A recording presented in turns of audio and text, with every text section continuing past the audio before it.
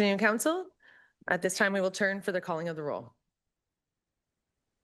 Thank you, Deputy Warden. So I'm just trying to get tabs on members in attendance. We have all members of council in attendance, with a few exceptions.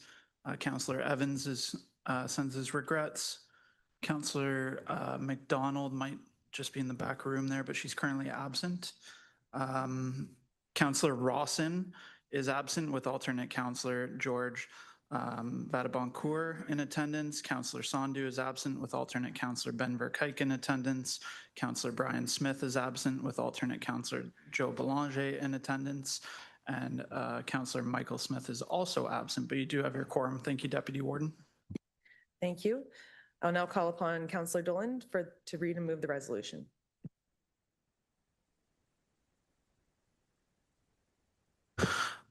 Through you, Deputy Warden, I think the motion you're looking for there is that the agenda for the May 12th, 2026 special meeting of County Council Transit Planning Workshop be approved. Thank you, and I have that moved by Councillor Dolan and seconded by Councillor Fryer. All those in favor? And that has carried. Councillor, are there any disclosures of pecuniary interest? I'm not seeing any. I would then turn to our General Manager, Elliott, to welcome and introduce our introductions and to kick it off. Thank you, through the chair. I'm actually going to turn it right over to Nathan Westendorp, who can introduce the team and explain a little bit about why we're here today. Thanks, Nathan. Thank you, General Manager, and through you, Madam Chair. We are here as a major milestone in the project that we know as the Transit Service Delivery Review. We are joined by our consultants, Dennis Carr and Kristen Lilleman, off to my right here, as well as part of the project team is Dennis Childs, our Manager of Transit, and Christian Mila, the Director of Transportation and Engineering.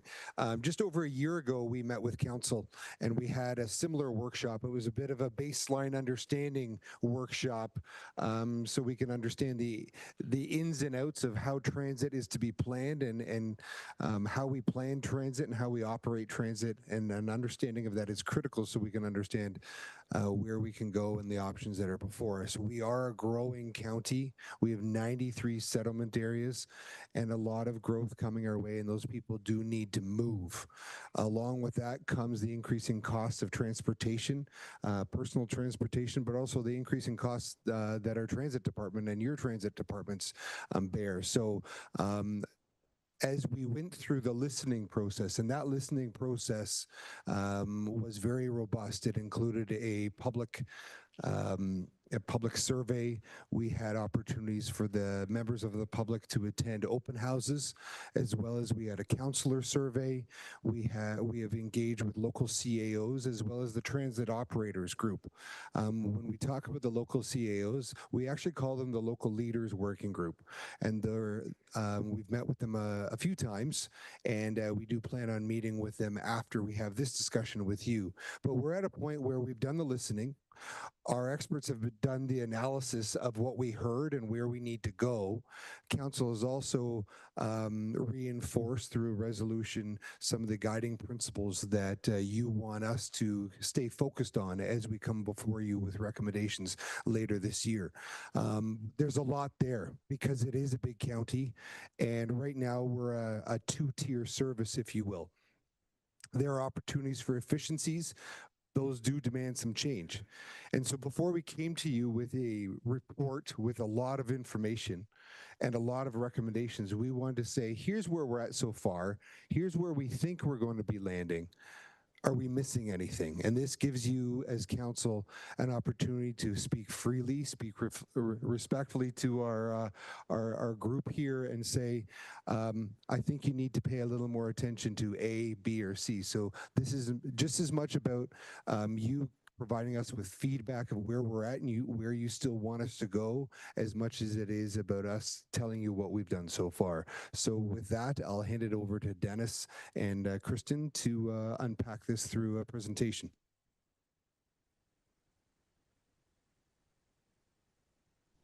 Okay, is this on? Yeah. Okay. Well, good afternoon, councillors. Very much a pleasure to be with you here again to talk about the transit review. So my name, as Nathan mentioned, is Kristen Lillyman, and I'm with Dillon Consulting, and I'm joined by Dennis Carr, who will be delivering the presentation today. The workshop today will be 3 hours, which is a long time, so I really appreciate your time. We have a lot of content to get through. So Dennis will be leading us through a presentation that will go over the vision and goals and the building blocks and transit options for you to consider. We will have discussion points and time for questions between each building block. So the first chunk is the largest presentation. Dennis will speak for about 45 minutes, and then we're going to have 20 minutes for questions, and then a shorter presentation, 20 minutes, shorter presentation, 20 minutes. And we'll have 4 times to pause and for you to discuss and ask questions.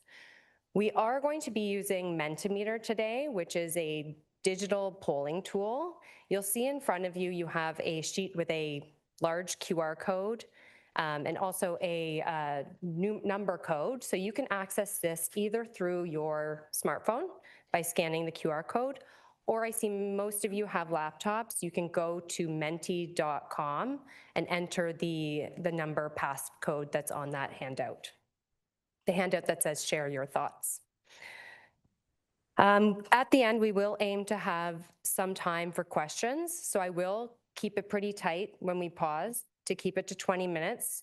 But hopefully at the end, we aim to have some time for any remaining questions. My role today is to moderate the discussion and to keep us on track. So I may ask you to keep your comments brief or may remind you that we might not have time to get to everyone during that period. But we'll try our best to make sure everyone is heard. And I think with that, I will hand it over to Dennis.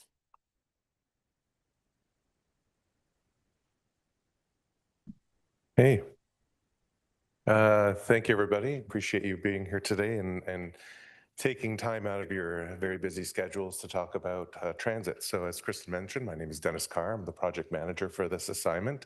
And we've been working on the transit service delivery review since about June of last year.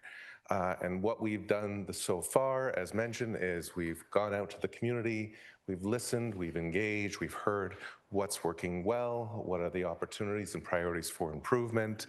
We've learned about some of the external conditions that influence transit and its success.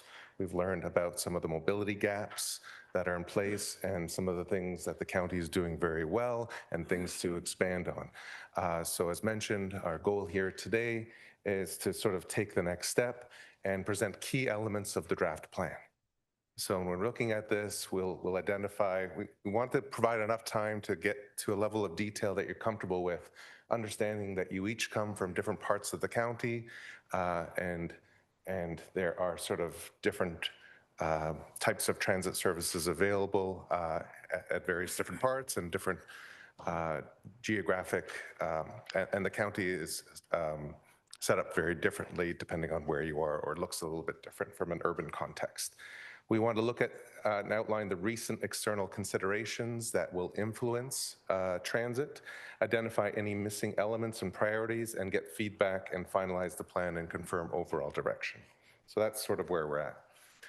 Just as a reminder of the study purpose, this study was set up into 2 parts, and we're currently near the end of phase 1A, and phase 1A was the transit service plan. So our goal was to assess the current local and countywide transit services provided in the county, including identifying those mobility gaps, establish a vision for transit within the county, and recommend a plan and tactics that best align with that vision. And that's where we are today, is looking at some very preliminary draft thoughts on where to move forward. Phase 1B it looks at the overall decision-making and service delivery structure. So depending on where we land with the recommended service plan, some of the tactics that we've identified that are grouped into what we call building blocks can be completed within the existing service delivery and decision-making structure of Simcoe County Transit. So the role of transit as an interregional or intercommunity service provider connecting communities within the county. Others require a higher level of municipal cooperation and integration. And this is where we get into assessing different service delivery models. So if the decision is made by council at the time when staff come in around the fall of 2026 to look at some of those building blocks that require a higher level of integration and coordination. This is where we need to further explore how transit is structured and what's the best way to make it work within that. So we'll now move on to just a quick recap of engagement and our vision and goals. So as Nathan mentioned, our engagement process was fairly extensive. We had a number of various different touch points, having the study page online, conducting surveys with employers, with members of council, within the community, conducting both virtual and in-person public information centers, meeting with local leaders and transit operators, various different stakeholders throughout, and outreach to Indigenous communities. So a lot of various different touch points to get a better understanding of how the current operation or system is running. And what did we learn from those engagement opportunities, as well as our review of existing services? When we look at existing link service, we know that it provides effective connections to many urban settlement areas throughout the county. It provides that valuable role in connecting people throughout the county to different urban areas and different settlement areas to access goods, services, employment opportunities, education, et cetera. Ridership on Links route is growing. So we're seeing a successful system. And in fact, compared to many of your peers who also operate inter-community transit services in large rural areas, your ridership is higher than many of your peers. So you're doing well from that perspective. And we also know that when we look at the success of individual routes and individual stops, ridership is typically much higher in stops that connect to urban settlement areas that have a local transit connection. And that really addresses the first mile, last mile of when I get to a bus stop or when I want to board an inter-community links route, the question is, how do I get to it? And if I have a local transit system that effectively connects me to it, then we start to see growing ridership as a result. We also heard about a number of suggestions for improvement. Priorities include extending service hours into late evenings and weekends. We currently operate and end at 6 and operate weekdays only, with the exception of one route. Extend service to new areas such as Port McNicoll, Alston, Cookstown, and Tottenham. Increasing frequency in service, improving connections both within and outside of Simcoe County. So there's certain connections that are made, others that aren't apparent right now, and also better integration between Links and Go Transit and some of the local transit providers to improve the overall passenger experience. So these were some of the key priorities that were identified. There was also a number of both external and internal drivers that led to some of the recommendations and tactics that we have identified and will present to you today. The big external driver is population growth. You're growing significantly as a county by 54% by 2051, and with employment growing at an even faster pace, around 70%. So significant growth within the county, and with the South Simcoe area sort of being that sort of next area of development, which may add up to 200,000 new residents in the area of South Simcoe. You see that population is driving a need to continually expand and improve transit.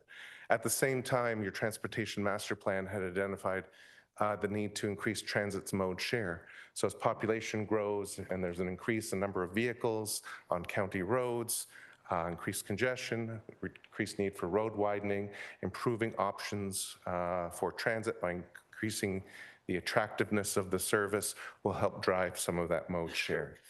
There's a desire for improved economic development, connecting residents to jobs, supporting major employers such as Honda, a desire for equity and accessibility. So we're seeing mobility gaps that are growing for residents, particularly in rural areas and underserved settlement areas. And with an aging population, providing mobility options is becoming more important, as well as the existing affordability crisis that is now upon us as well. What are those affordable, sustainable mobility options for people that have limited options to get around? And finally, new legislation such as Bill 98 and regional transportation, where the province is taking the initiative on transit integration. While the focus right now is on the Greater Toronto and Hamilton area, Simcoe is within the Metrolinx regional service area, and there may be a next step where the province starts to expand that desire for regional integration outside of the GTHA. So the question being, what's the county's role in deciding what integration looks like, or starting to move towards that before it's imposed? And finally, there's a number of internal drivers that also led to some of the draft recommendations that we have. We identified a number of missing connections, large growing settlement areas that aren't connected by a link service, a disjointed service structure. So Links currently operates alongside 7 independent local municipal systems, each with their own mandates. And just to put this in perspective, as we were going through this study, I believe about 3 of the local municipalities were going through their own transit service review at the same time, independent of our study. Passenger experience, are there ways to improve that passenger experience? So if you're a passenger and you're making an intercommunity trip, and you're starting and ending with local transit, that means you might have to transfer 2 times, pay 3 different fares, potentially on 3 different cards, with potential for uncoordinated schedules, inconsistent wayfinding, et cetera. So there is that desire for improved integration and seamless travel. Avoiding duplication between existing services. So again, is there opportunity for cost savings with that duplication? And reducing accessibility barriers with cross-boundary travel as well. So the same example applies that if I'm using specialized transit, I'm crossing municipal boundaries, are those trips coordinated? Do I have to apply 3 times to different specialized transit services using different eligibility criteria, et cetera? So understanding all of this, what we heard through engagement, what we reviewed, our peers, we developed a number of goals and a vision for transit within the county. And the vision is to provide a customer-driven mobility across Simcoe County through an integrated transit network guided by clear decision-making and service delivery structure, fair access, and long-term sustainability. So to achieve this vision, we had identified a number of goals, and again, each of them feed up to that structure. The first goal is to create a connected and integrated network. And again, that's a lot of what we heard through our engagement process, is to improve the seamlessness and connectivity of transit. The second is to support multimodal connections, so access to park and ride, active transportation. How does all that get integrated into a transit network? The third is to enhance equitable access to transit. So, supporting, depending on where you live in a county, do you have a mobility option available to you? Are there things like standardized accessibility requirements in place? And the fourth is to increase ridership by enhancing service levels to access key destinations. So again, this is that ridership growth mode, is what are the things we need to do to increase ridership and help us move towards our mode share targets. And once again, when we developed these goals, each of these were guided by a number of strategic pillars. Our first are the foundational pillars. So if you imagine a house, it's the floor of the house and the roof that sort of supports that sort of encompasses that structure.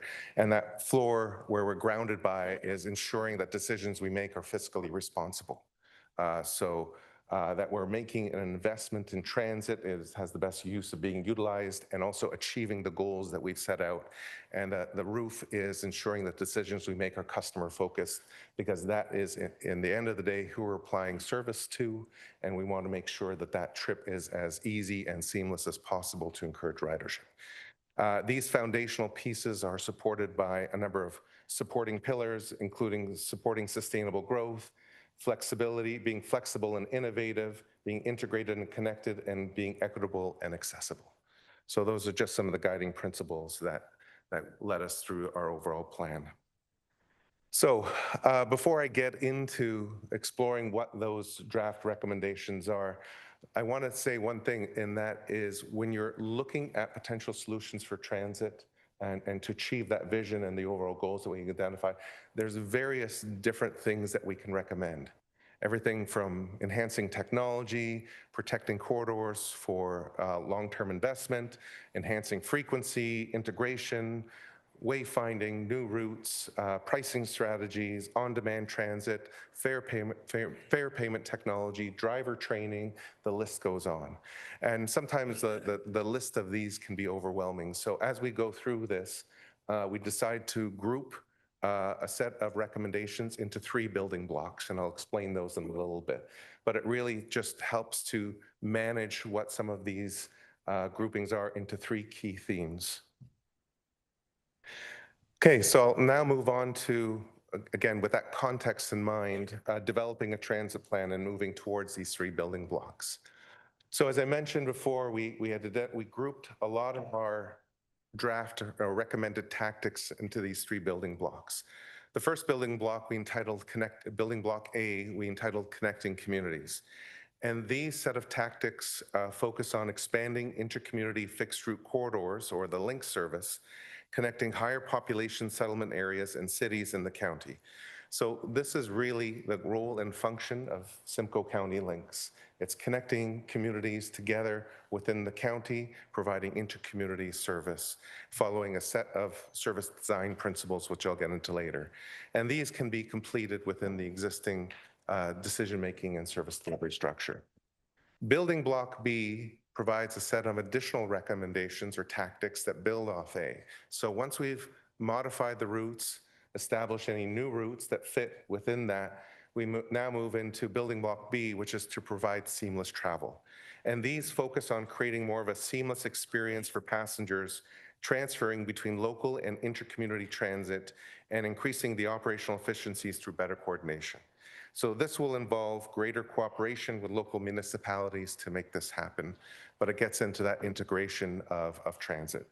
And finally, building block C once again builds on the other 2, which is to improve equity of access.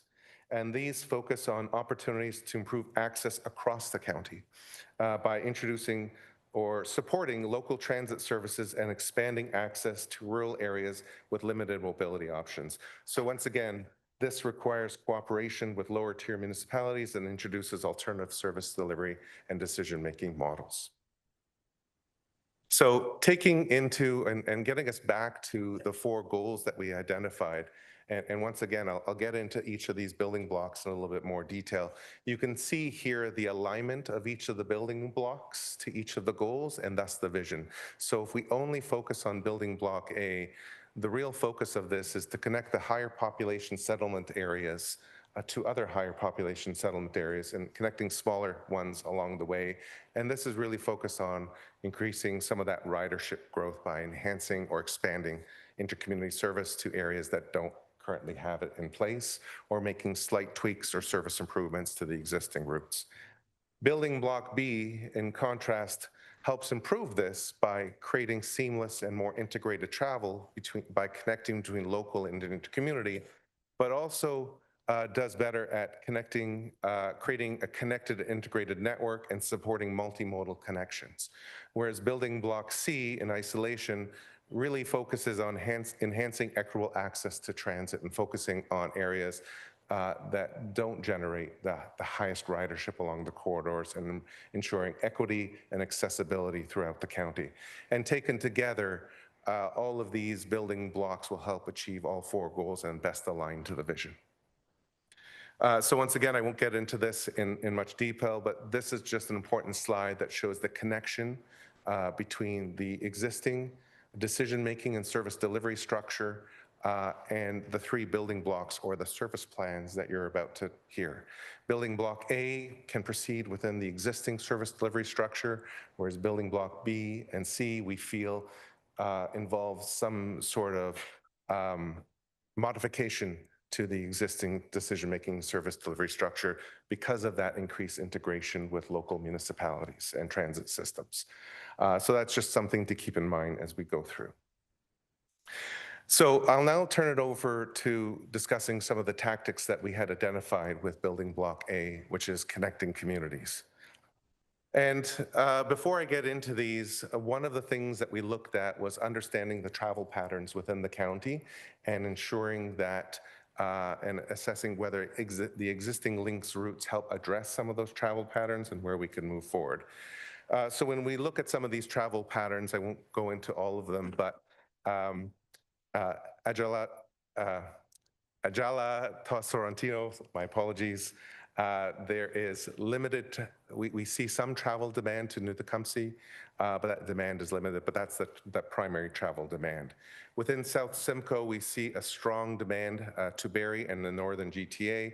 That demand to the northern GTA is currently accommodated by the GO rail network, but that's not accommodated by the Lynx network. With ESSA and CFB Borden and Springwater, we see that strong demand to Barrie as well. With that Springwater to Barrie connection provided by Route 1 and moderate connections between ESSA and CFB Borden to Barrie right now. With Saga Beach Clearview, there's a high demand to Collingwood as a primary destination, and that's currently serviced well both by the local service and the Lynx Route 4 service and Route 2 service. Midland, we see as a primary destination near Georgian Bay, with Tiny and Tay and Penetanguishene having a strong demand or travel demand to Midland. We see part of that covered between Tay, Penetanguishene, and Midland, but less so between Tiny and Midland. Severn and Romera have a strong travel demand to Orillia, which have limited connections on the Lynx network. And Ora Medonte has a strong travel demand to Barrie, and only part of that route is covered, or part of that demand is covered by an existing route. So understanding that travel demand, we looked at developing a set of recommendations to improve service levels. But one of the first things before we get into that, a primary recommendation is to establish a set of service design guidelines and bus stop standards. So what these are a decision-making framework or document that helps identify what our guiding principles are when we're either designing new routes or modifying services, and identifying key performance indicators that identify the existing performance of route, whether that's the level of service, the efficiency of the service, or the effectiveness of the service. So these could be things like, identifying a deviation standard on intercommunity routes to ensure that travel time is minimized, or setting a minimum service hours for intercommunity routes, so customers know that I'm guaranteed a service between 6 o'clock in the morning and 6 o'clock at night, or looking at performance measures such as on-time performance. And what that does is when staff measure their overall performance, they see how they're doing, and it provides them an opportunity to say, we're not meeting our standards. This is that trigger to do something about that. So what's acceptable performance and what is not. It also provides a transparent tool in terms of decision-making. So if there are requests made by the public to modify services, we're ensuring that we're making it from a system-wide lens or perspective, that we're doing what's good for the entire system while also serving the needs of individual residents. And same with bus stop standards as well, is identifying things like location requirements, accessibility requirements, amenity requirements, et cetera, of what standard bus stops look like, and providing a level of consistency throughout the entire network. So that's one of the first recommendations or tactics that we had. The second tactic was to modify a number of the existing routes. And before I get into this, I want to spend a little bit of time on the slide going over some guiding principles about our thought process when we're looking at modifying or designing new routes within the Simcoe Link network. First of all, anything that we design, we must ensure that the role of links is maintained, and that's to connect 2 or more local municipalities or settlement areas and not provide neighborhood level of service, right? So our role is intercommunity, connecting communities across the county, and there are local systems that provide some of the more local routes that have higher stop frequency between them. So a different role and function between the two. This is an important one. Routes should be 30, 60, or 90 minutes one-way travel time to maintain a 60-minute headway. So what does that mean? So if you imagine if a one-way travel time is 60 minutes, that means if you're a return trip, that's 2 hours, and that means it's 2 buses to operate that route. Okay, if we want to extend that route, we can extend it to 90 minutes one way or 3 hours, and that's 3 buses to operate that route. If we want to extend that route by 10 minutes, you still need 3 buses to operate that route, even though 20 minutes of that new bus will be sitting idle at a terminal and not moving. Right? So that's the important piece of this. Because of the long travel times and the 60-minute headways that we're trying to maintain, it's very important that we maintain those what we call clock face headways, where we maximize the use of buses. So once again, if I'm just extending a route by 10 minutes to go into a neighborhood, I still need to purchase and utilize a third bus, and that third bus is about $400,000 a year to operate and about $1.1 million to purchase the capital of that bus.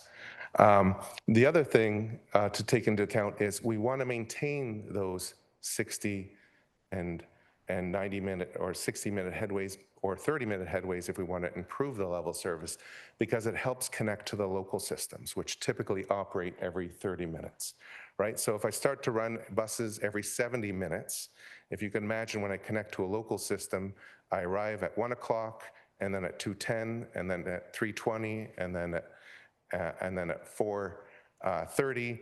The ability to connect to local buses who operate on typically a 30-minute headway is missed, which means passengers are left stranded and they're extending their travel time. So that's something important to note.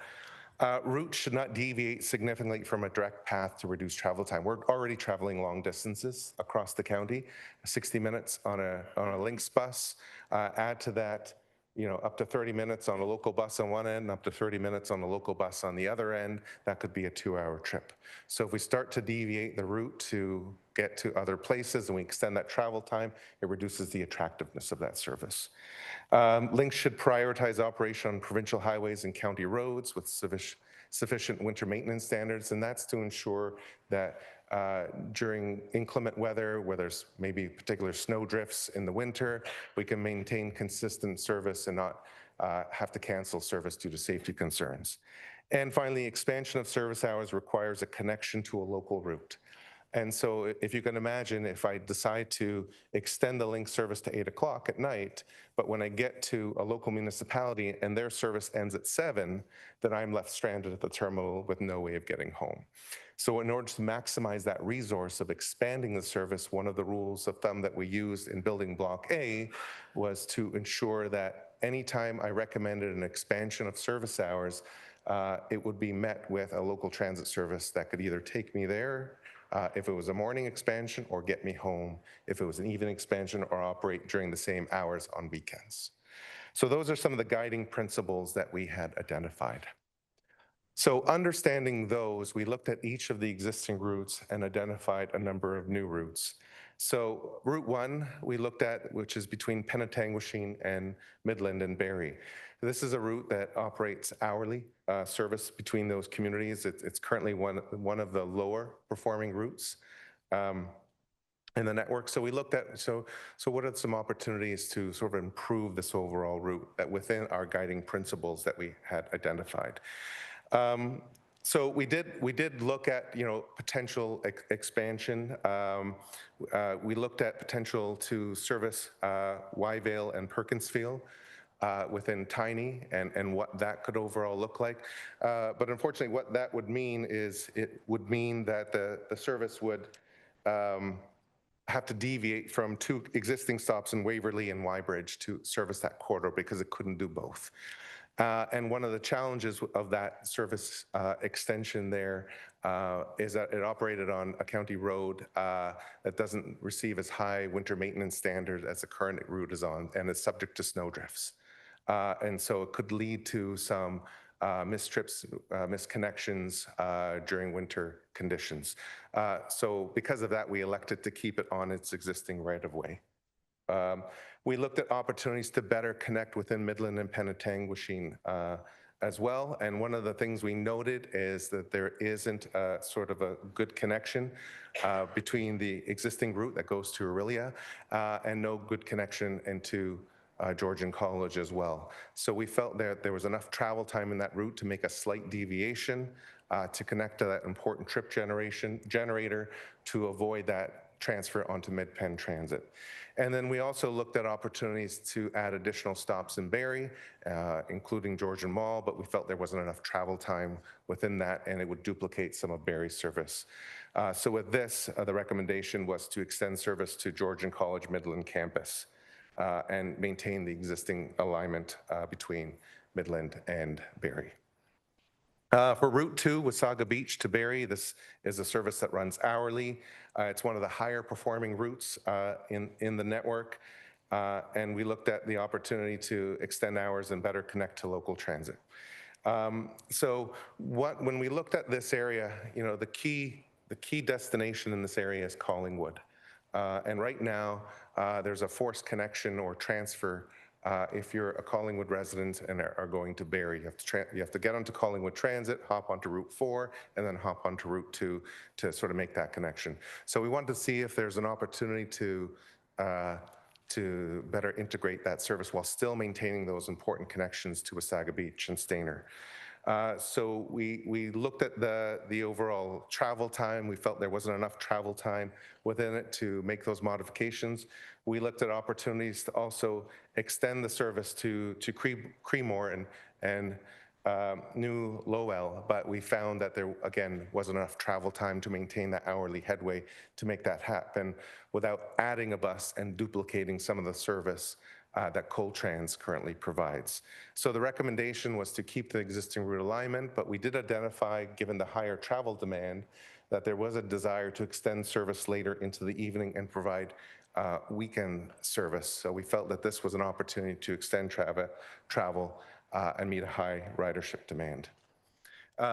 For Route 3 within Orillia and Barrie, again, limited opportunity within the existing service structure to make that modification. It's a fairly direct route. We looked at opportunities to further integrate into other locations in Barrie, but again, the travel time is not there, as well as into Orillia. We did find that a slight modification was with the Georgian College Orillia campus closing. We no longer need to go in there, which would address some on-time performance issues of the route. And again, being one of the higher performing routes in the network, we identified the opportunity to extend weekday service by 2 hours and provide weekend all-day service to address that sort of growing travel demand on that route. So that was the recommendation there. Route 4 between Collingwood and Wasaga Beach. This route is, again, operates fairly well, high ridership demand, also operates on weekends. Again, it provides a hybrid of a local and county-wide function. There is a closing of Georgian College, so just again, a slight route modification, so we no longer need to go into that campus.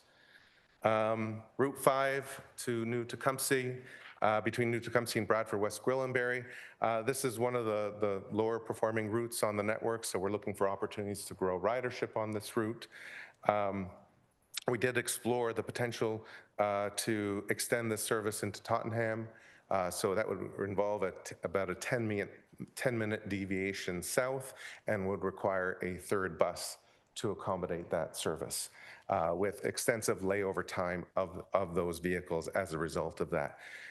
So as a result, we didn't feel that there would be enough ridership generated from that extension to generate a third bus, and there's no other opportunities to extend that bus elsewhere. So there are other options. I just want to note as we go through this that this is the recommendations that are achievable within the existing building block or service delivery structure. We were able to identify some solutions to service some of these communities in other building blocks, but it requires a change in how we operate. So this is just within our existing structure. So again, no modifications at this time. Same with Midland to Orillia, one of the lower ridership routes in the network. Again, one of the challenges is there's not a lot of room to extend that travel without adding an existing bus. We heard a desire to extend to Port McNicoll, but again, extending that service to Port McNicoll would require the use of a third bus while only using a small portion of that third bus. And there are opportunities to extend the service, but within this building block, it would duplicate service provided by Orillia and service provided by Mid-Penn Transit. And so we didn't want to add unnecessary duplication without looking at more of an integrated service model. So again, no changes within this building block for this route, but there are some solutions when we get into further building blocks that we can talk about. There are a couple new routes that are added to the system, Route 7 and 9. Route 7 provides, again, an hourly service with a direct connection between Barrie, Innisfil, and Bradford. So again, connecting a number of the GO trains in the network, connecting a number of the growth areas that currently don't have a service and providing that direct connection.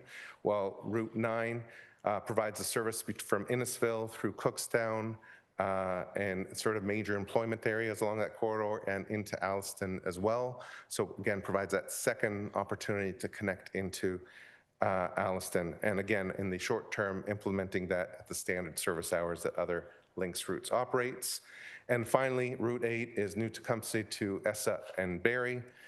So this would be another route that would provide a connection into starting in Alliston, connecting into Everett, and going through the CFB board and base, which we know with increased government spending on the military, there's likely to be an increase in personnel, including their families, which will drive demand. And we heard loud and clear that there's a strong desire to get off base and go to places like Barrie. So that will help drive some of that ridership and providing that direct connection into Barrie, whereas a lot of the manufacturing industry in Alliston draws a number of its employees from. So we thought that was a very good, another way to sort of connect that part of the region and provide that.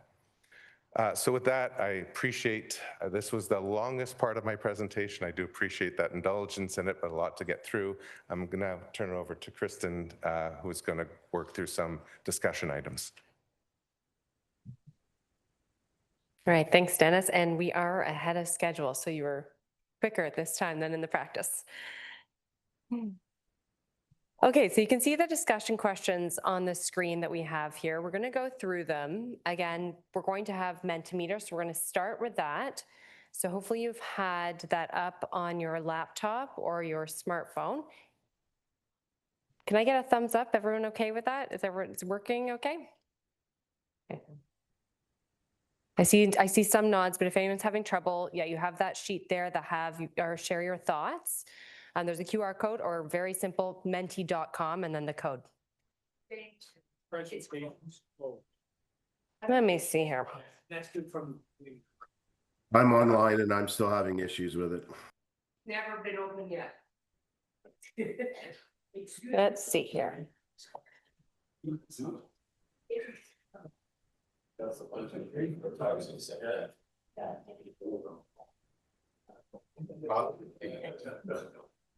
Okay, try it. Oh, yeah.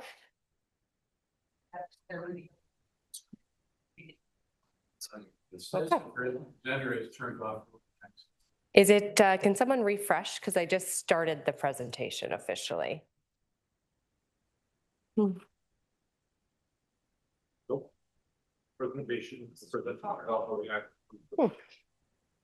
Okay, let's see here. Weird. Let me just, give me one moment here. Yeah. Very strange.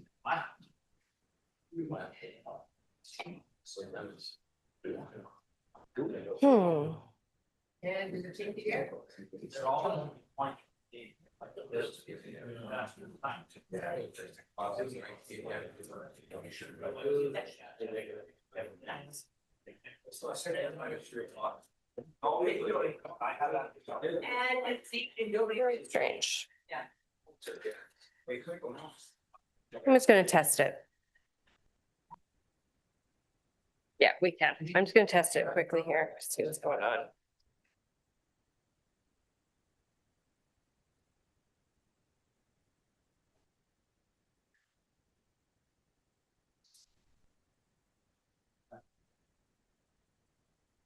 So strange. Turn off voting access.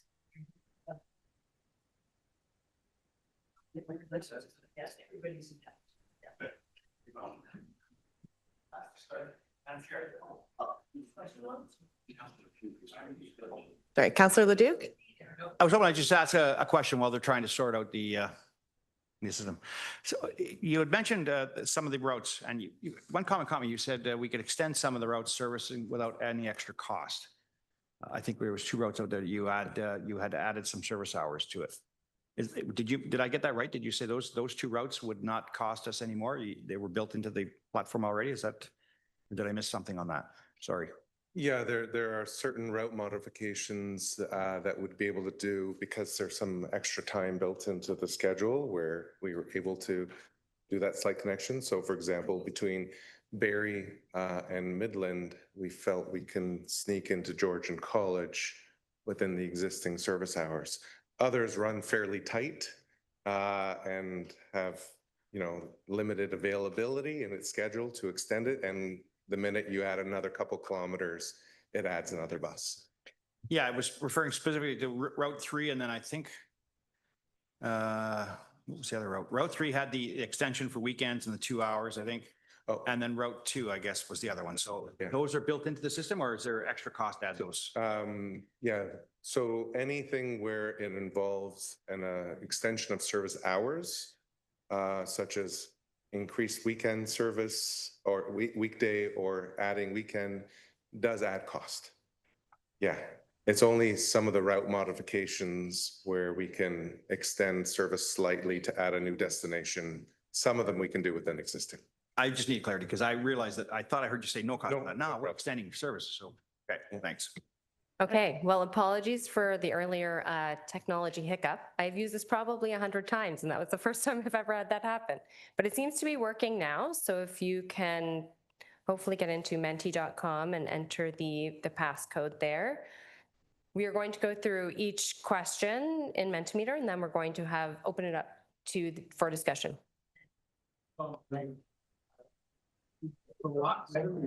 Yeah, I had to advance. But you were in. So we've got the first question there. So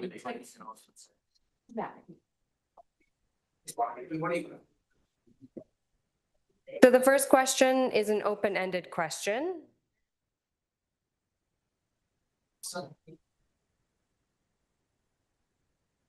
I'll give you a few moments here. We're going to be sharing the results on the screen.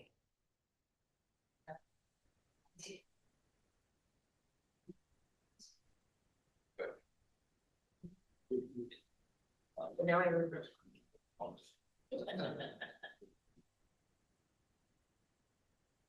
I would have rather than push A, B, C, or D. We're going to go through that next.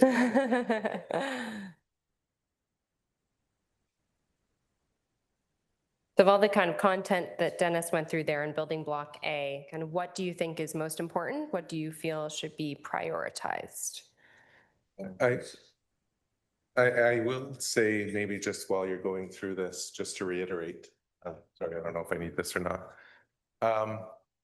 Some of the challenges with route extensions and the ability to make changes within building block A that we weren't able to do, we may be able to find some solutions in B or C when it comes to how the structure has changed and how we coordinate better with local services. So just sort of keep that in mind. This is what we can do within our existing role as a county transit system, where that's our sole responsibility.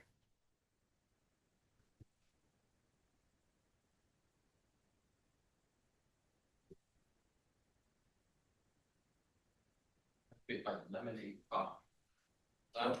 It asked me if I wanted lemonade coffee or tea. Presentation. No, that question is not in our presentation. You've got somebody. Sure. We have some answers coming up here. So we have priorities including expand and modify, routes 7, 8, 9, connecting higher population, protecting existing corridors, forming partnerships with employers, enhancing ridership, Ramera and Severn, multimodal connections, and access to key destinations. And where duplicate routes will be, use those opportunities for additional buses to expand existing routes and change headway time on routes 1 and 2 and 6 to 75 minutes or 90 minutes. Expand and modify again to weekend service to enhance transport opportunity and increase weekday ridership along the way, particularly for rotating shift workers and later hours for service, and transit between local municipalities.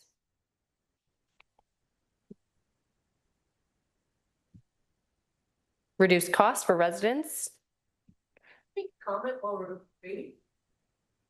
Sure, if you'd like to add something to this. You're talking about tasks and building block A. No offense, I think it needs to be advertised more. Like I live in Coldwater and that bus goes through and I still have people go, oh, there's a bus, what does that do? And they just don't, it's not there. It hasn't been promoted enough.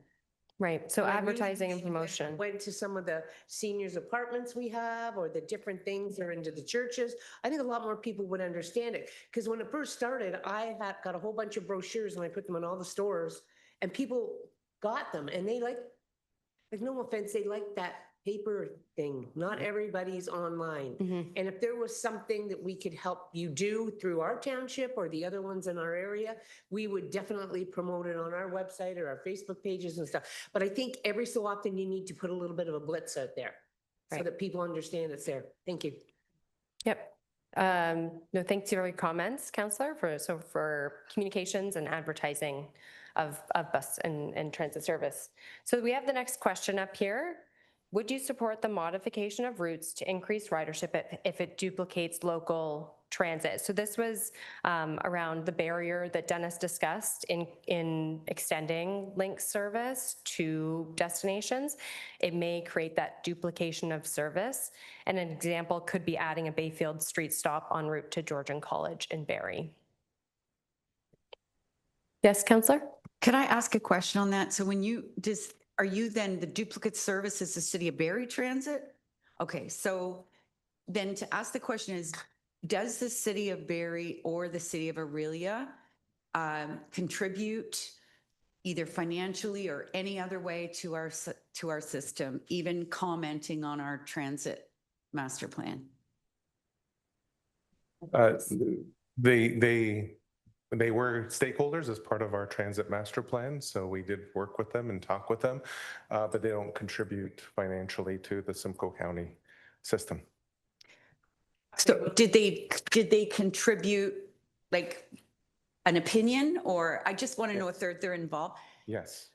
I guess, okay, that helps me answer this question. Thank you. So if they're involved, sorry. Okay. Are they supportive? Like, are they willing to work? Because I thought at the beginning that wasn't there.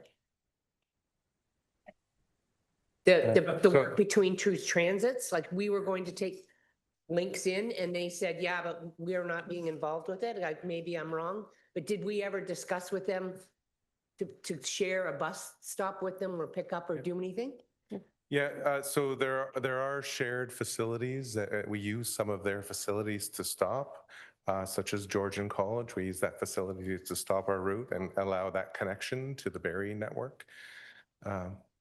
But that's the destination. In between, were there any ones that somebody could get off at and then transfer to the Barrie Transit to get somewhere else? Yeah, that was never done, was it? Yeah, typically we're stopping at sort of the first available point within some of these municipalities, having maybe one, maybe two stops, depending on the municipality. Part of that is travel time. Part of that is not wanting to duplicate the service. As well that they're already providing, given that we have a lot of area within the county that we want to cover. Yeah. If I may, just for council's clarification, the example on Bayfield Street is just an example. There are other municipal transit systems that are operated by our local municipalities, and this question applies to those as well. What we really want to get the heart at is what means more, the service or the duplication? Councillor Caprow? Thank you. Specific to this, there should be a qualifier with this question because as Nathan's just mentioned. For me, this is important for kids who want to work, for people that might want to shop on the Bayfield Street corridor. So it makes sense to me, but there would be other locations that might not make sense at all. So just saying this one with the example provided, that's immediately what would come to mind for me, but not necessarily what would come to mind for other members of council. So for me, this is strongly support, but I have to only say support because I know it's across the board. Right, so like a case-by-case decision on that. Okay, well, looking at the results, there was quite a bit of support for this. We'll go to the next question. We have 2 more questions, and then we're going to open it up. So this is further to that question that we just had. Given that duplication of service, would you still support it if it resulted in additional operating costs to links?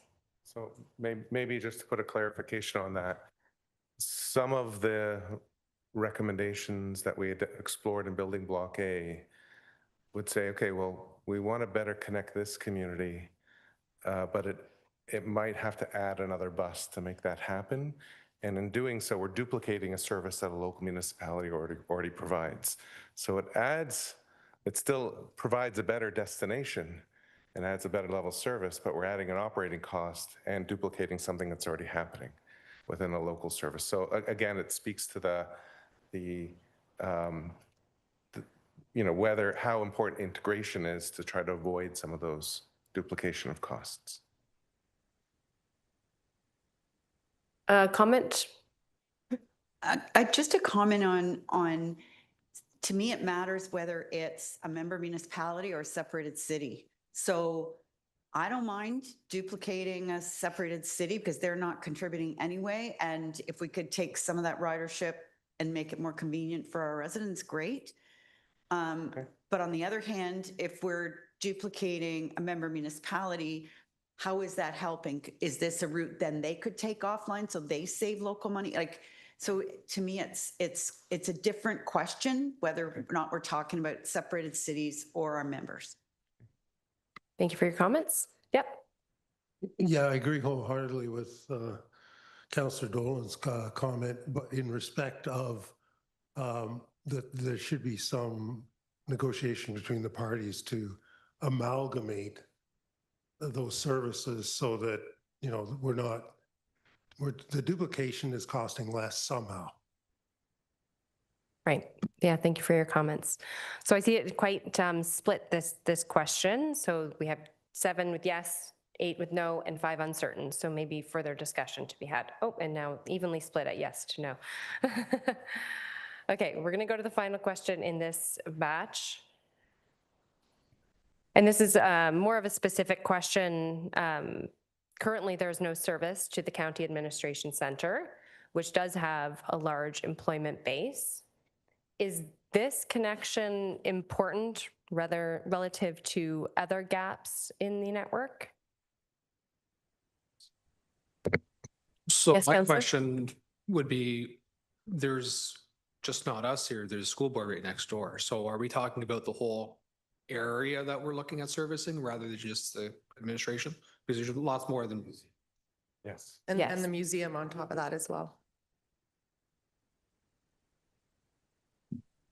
Have you polled either organization? Like even just to pop out a quick poll to say if this service was provided, would you use it? Because most of these are higher than average paying jobs. So I don't think vehicles barrier for the most part. We didn't poll them specifically, but did do a community survey to understand where sort of the key primary destinations were. This wasn't on the top of the list, but it was identified. Sorry, through the chair. I can speak to that a little bit more. Our staff undertook a survey through what we call the Community Climate Action Plan, and there is interest from our staff here at the county, at least, to look at options for whether it's carpooling or more transit utilization, but avoiding the single occupant vehicle use is of interest to the staff here at the county.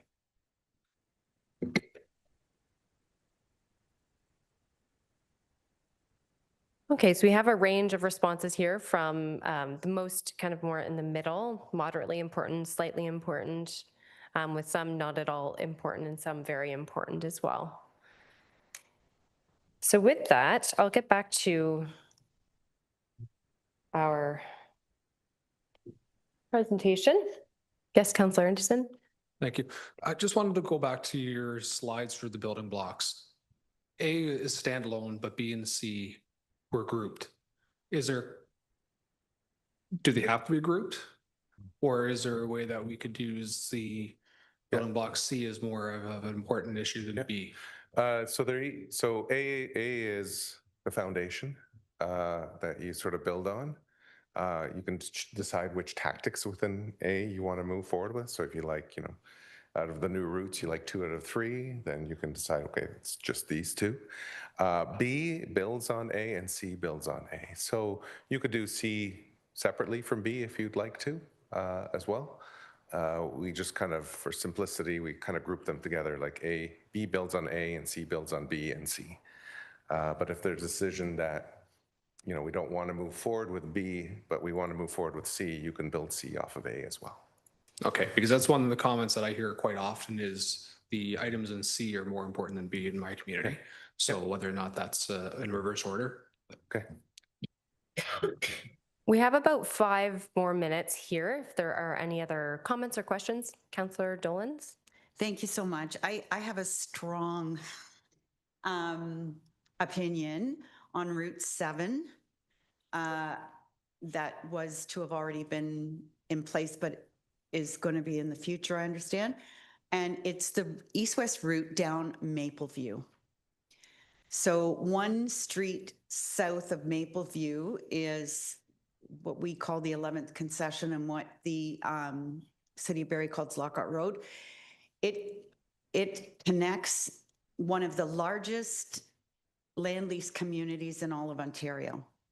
There's 1,100 or 1,200 units in there. So, population of about 2,000 people, all of whom are over 60 or 65, many of whom do not have a driver's license. And it's not going past them. On Mapleview, if you service Mapleview, again, you're servicing the municipality that is not contributing to this service. So why would you not roll through Sandy Cove Acres, where really our most vulnerable residents and needy residents, as far as transportation are concerned, would be serviced, and they all subsidize this service, and then it would be available to them. Okay, I'm off my soapbox now. Thank you. Thank you, Councillor. Yes? Okay, I'd like to go back.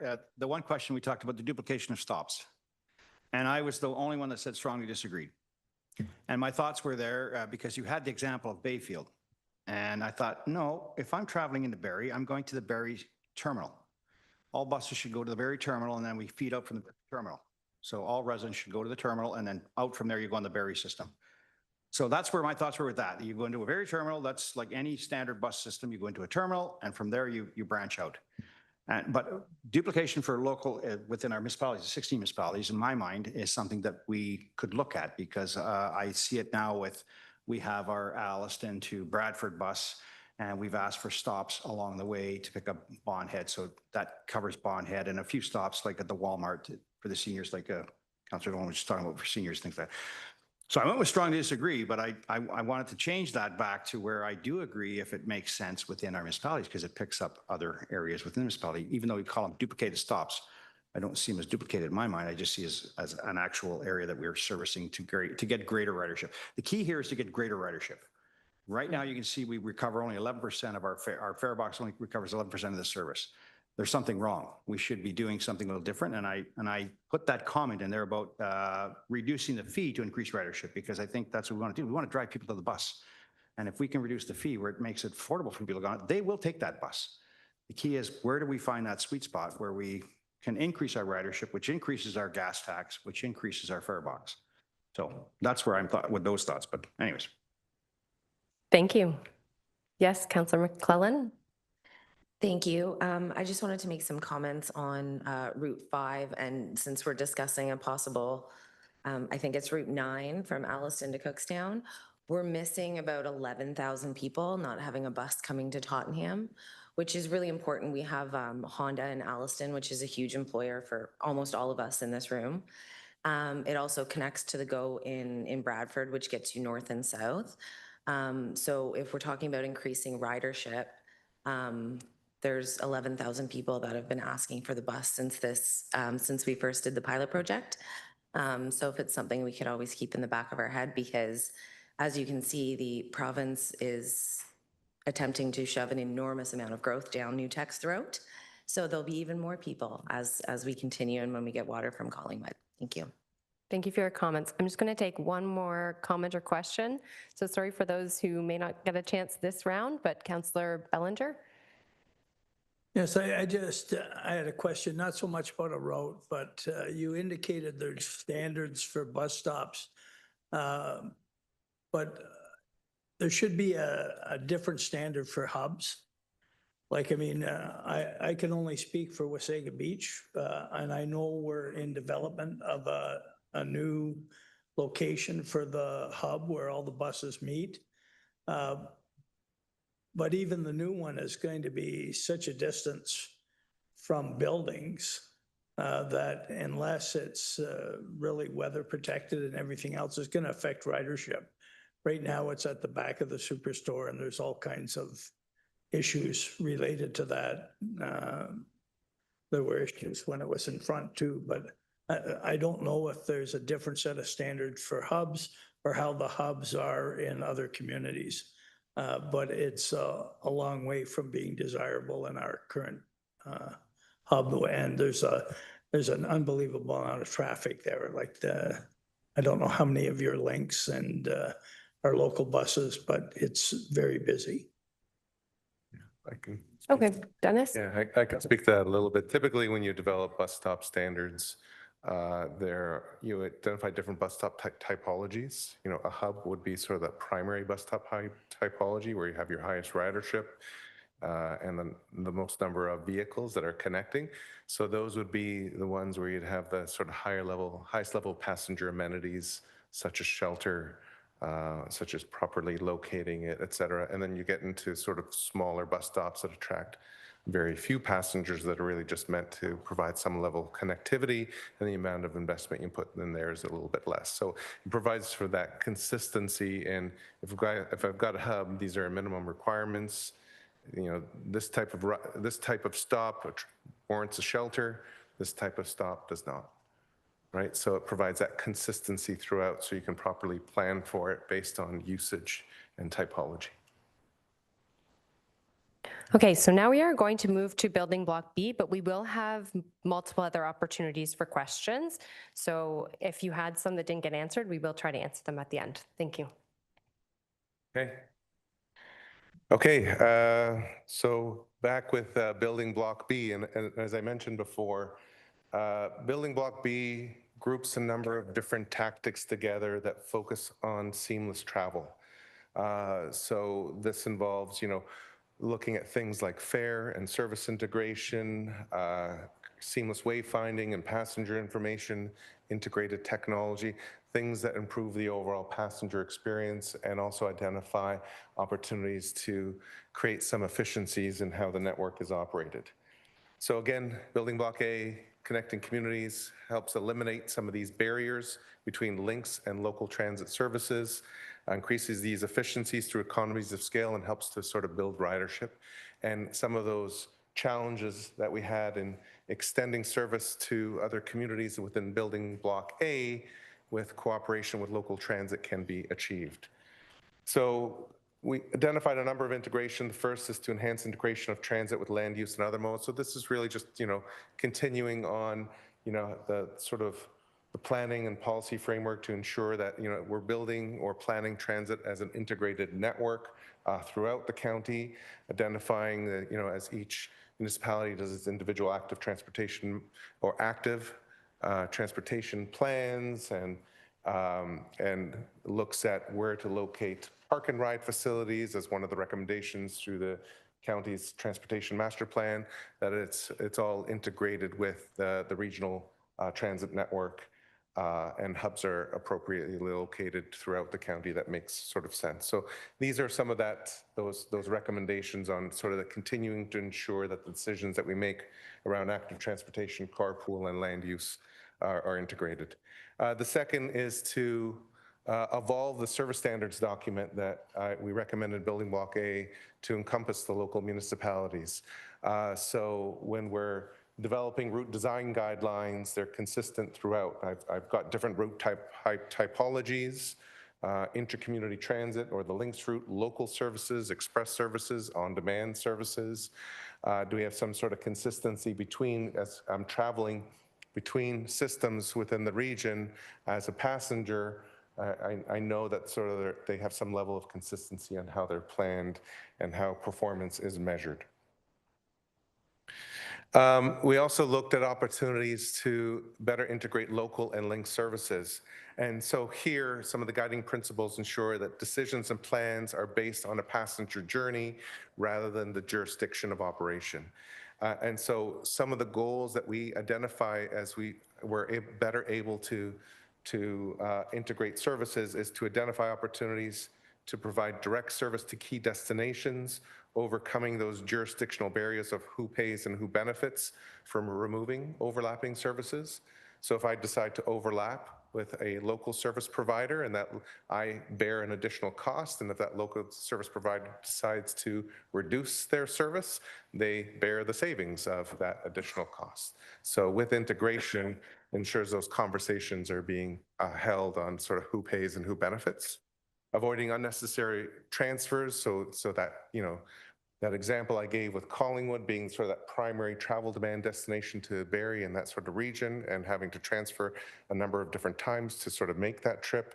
Are there ways to better integrate that trip while again avoiding some of that duplication that we identified? Coordinated planning, transit plans are developed together to enhance long-term planning.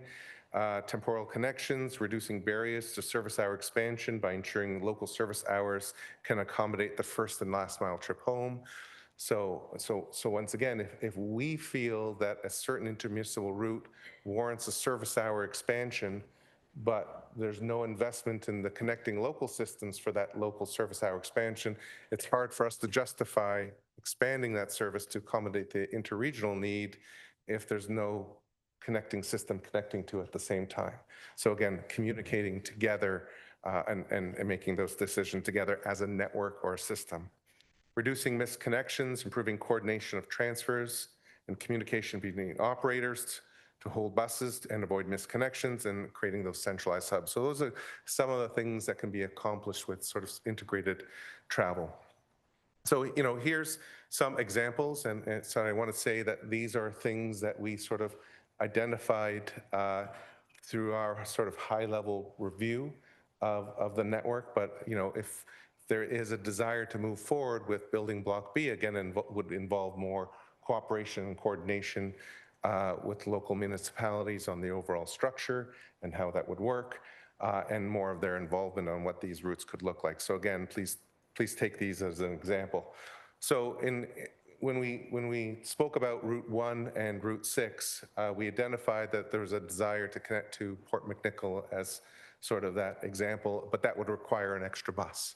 So how do we overcome that? We can still provide that 90-minute service by saying, well, is there an opportunity to extend our service through Midland into Penetang, shortening the Route 1 to stop at Huron Mall, and providing that as a central hub between the two routes, and also allowing the Route 6 to operate as a bit of a local connector between Penetang and Midland.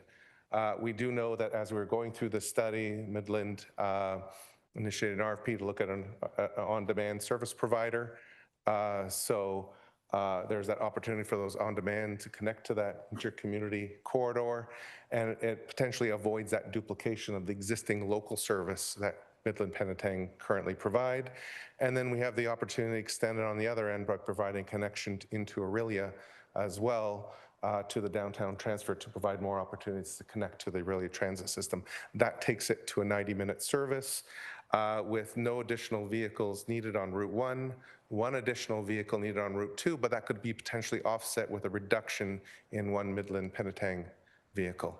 So again, those opportunities that service coordination integration provide, we've extended to a new service area, we've provided a one-seat ride, we've connected both links routes and had better connection to the downtown terminals as well. So again, just an example. With Aurelia to Barrie, again, we looked at the potential to keep that service within the university, but also extend it to downtown as well. And we felt like there's an opportunity to do that. And again, if there's coordination, integration with Aurelia Transit, that opportunity to make that happen. Between Route 2 and 4, Collingwood, Wasaga Beach, again, this is an area that is already integrated with the local systems, with Coltrans. So they do sort of an effective job integrating between the municipalities. But we explored, there might be an opportunity then to reroute Route 2 to go directly into Barrie with a stop at a park and ride facility to provide that connection into an east-west route, Route 4, that would connect to Wasaga Beach to maintain that connection into Wasaga. The opportunity to extend Route 4 further into Wasaga and eliminate one of the local routes to provide that one-seat east-west ride, and to maintain that sort of clear view to Wasaga connection, an opportunity to sort of create a new route that has also the potential to extend south into Creemore and potentially east into Elmvale, connecting into Route 1 as well. So these are some opportunities when we're looking at an integrated system.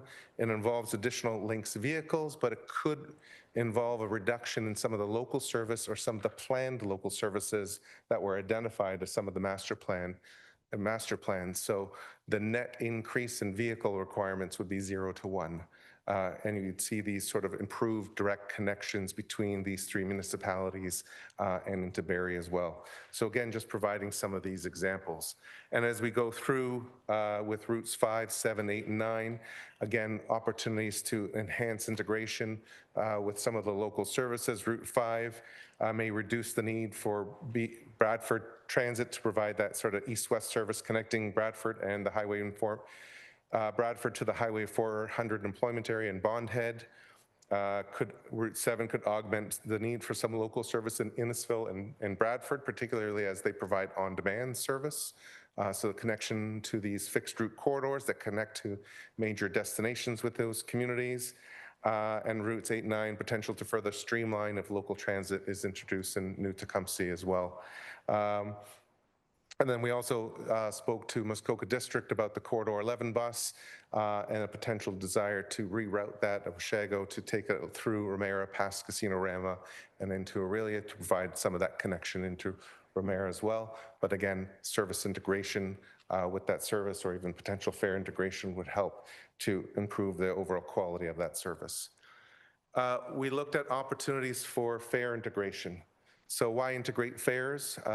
It helps reduce the passenger cost of trip with multiple transfers. So right now, if you're making a connection, Simcoe operates on a zone-based fare, $2, $4, $6, depending on how far you're traveling. On top of that, you may have to pay a local fare on both ends of the trip. So depending on the nature of your trip, that could cost up to $13 for a cash fare to make a single ride.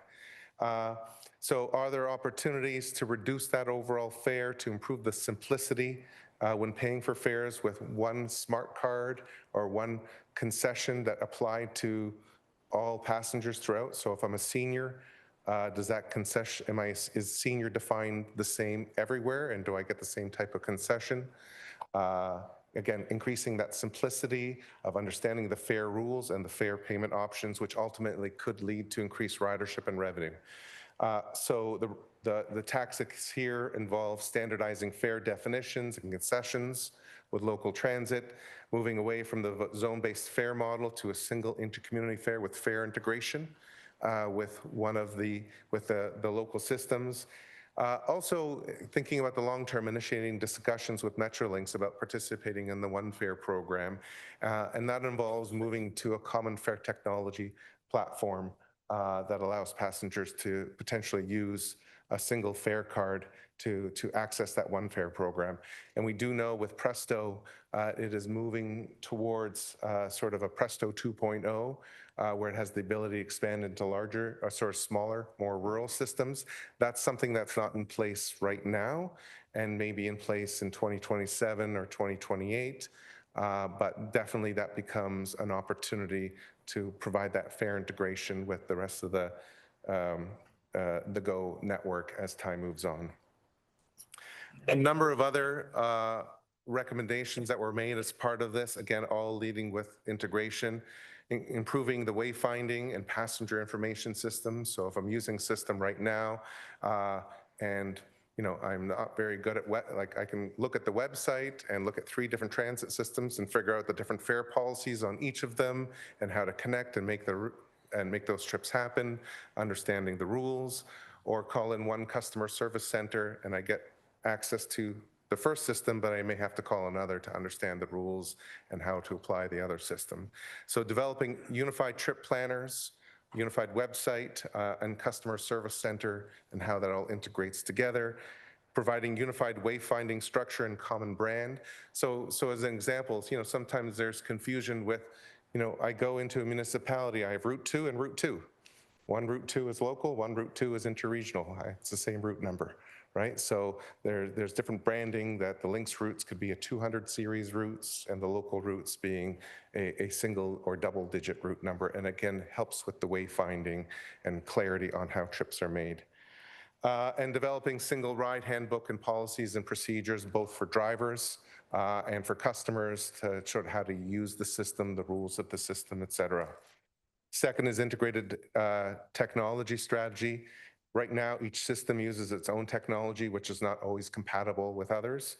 So when you're moving to a single fare collection system, which the province is looking at through Bill 98, there's that opportunity for further integration. And again, right now, we're all under different contracts, so these are some of the recommendations that could take some time to develop, but understanding if that's the overall direction, we have some time to move towards some of those recommendations. Moving to a standard CAD AVL system to improve communication between drivers, so this is just how vehicles are tracked in real time and how drivers communicate with each other, and integrating specialized transit on-demand software into one platform. So I can use one app to book an on-request or specialized ride. Improving communication between operators. So right now, there's no way for Lynx drivers to communicate with local drivers. So if a Lynx bus is running 2 minutes late and someone wants to make a connection to a local transit service, there's no way to communicate to hold that bus to make that connection. Then they may be left at that terminal for another 25 or 28 minutes. Right? So are there opportunities to establish interagency communication protocol or implement a common digital communication platform to, again, improve that integration? And finally, unify operations and maintenance. There are some inefficiencies in place with separating operating contracts, storage and maintenance. So are there opportunities to share some storage or maintenance facilities so we don't have to deadhead vehicles between facilities, or move to sort of a common operating contract, which can also lead to some efficiencies on how services are operating and reduction in the number of spare vehicles are required, particularly if there's some common branding that occurs between the vehicles that are in use. So I will pause once again and hand it back over to Kristen. Thanks, Dennis. So we're going to go back to Mentimeters. Hopefully you didn't close it, but if you did, you can get back in. Fingers crossed. But I'm going to go over to that.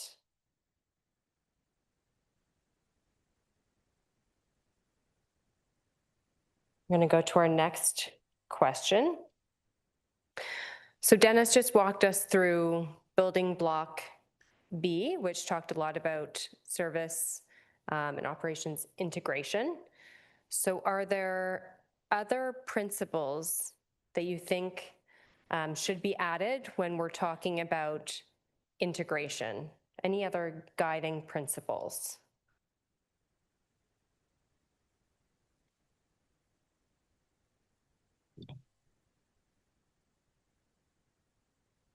So again, it's an open-ended question, so you can add your Your thoughts?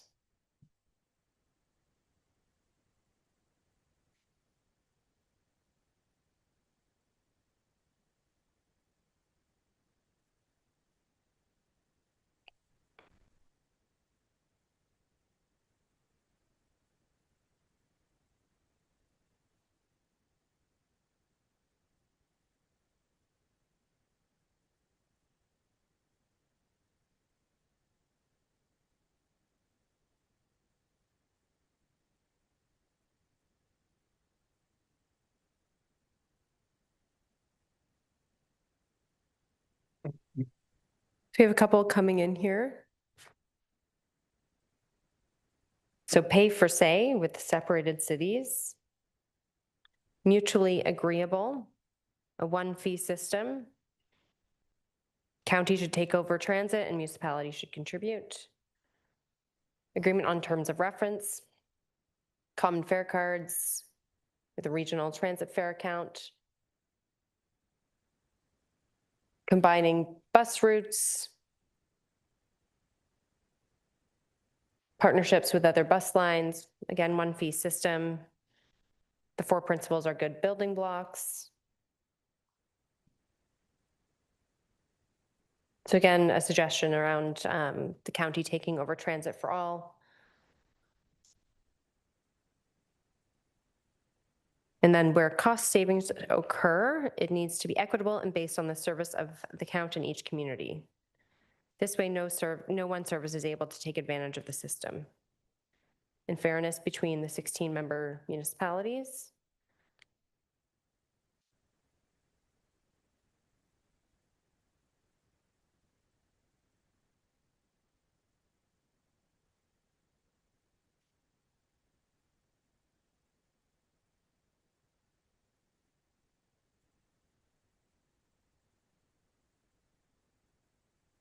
So the next question that we have here is which route modifications that Dennis walked us through did you find to be the most effective, or do you think could be the most effective?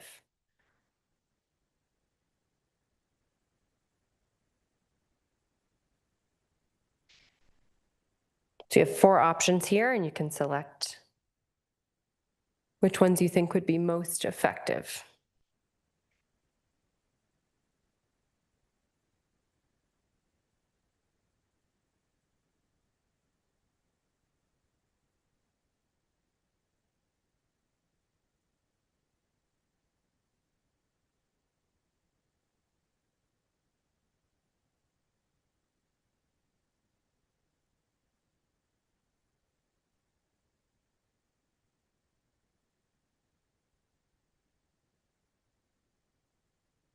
So far we have coming in here that improving direct travel between Collingwood and Barrie while maintaining other connections and improving integration opportunities in Innisfil, Bradford, Westville, and Barrie as ideas or route modifications that would be most effective.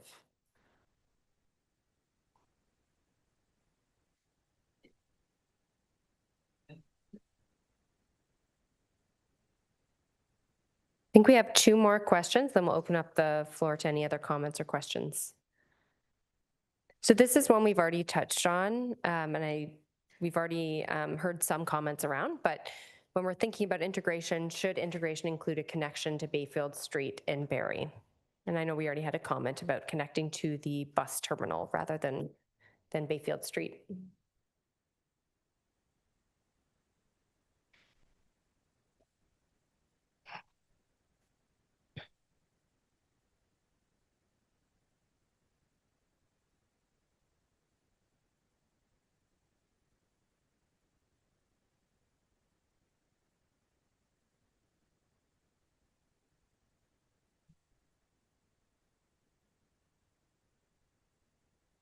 Okay, so looking at some of the results here, we had 11 with yes, that it should include that connection, and then 4 with no, and 4 uncertain, probably needing more information. So go to the last, again, an open-ended question here, but the last question on building block B before we open it up to discussion. What other settlement areas should be considered for routes in an integrated plan for transit in the county.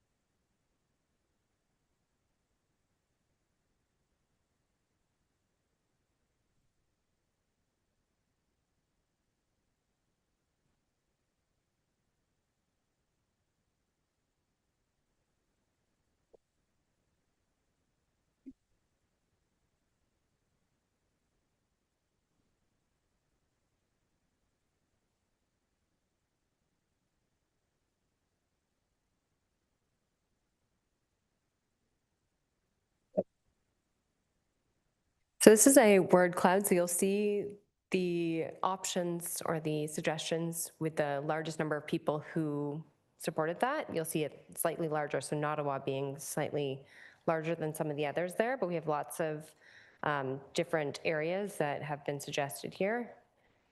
Port McNichol, a couple times there, but and we have Toneham, Thornton, Bond Head, Washago, Hillsdale, also having a couple people saying that idea.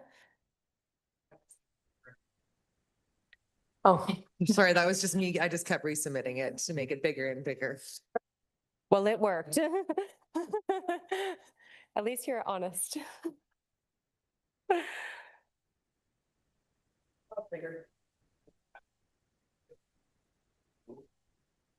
Okay.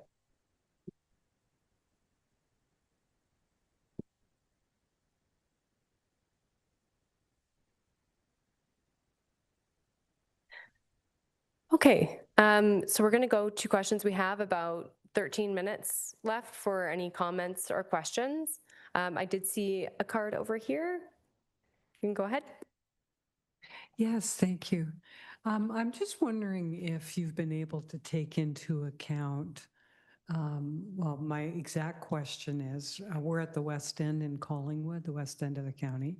And of course, town of Blue Mountains is right beside us.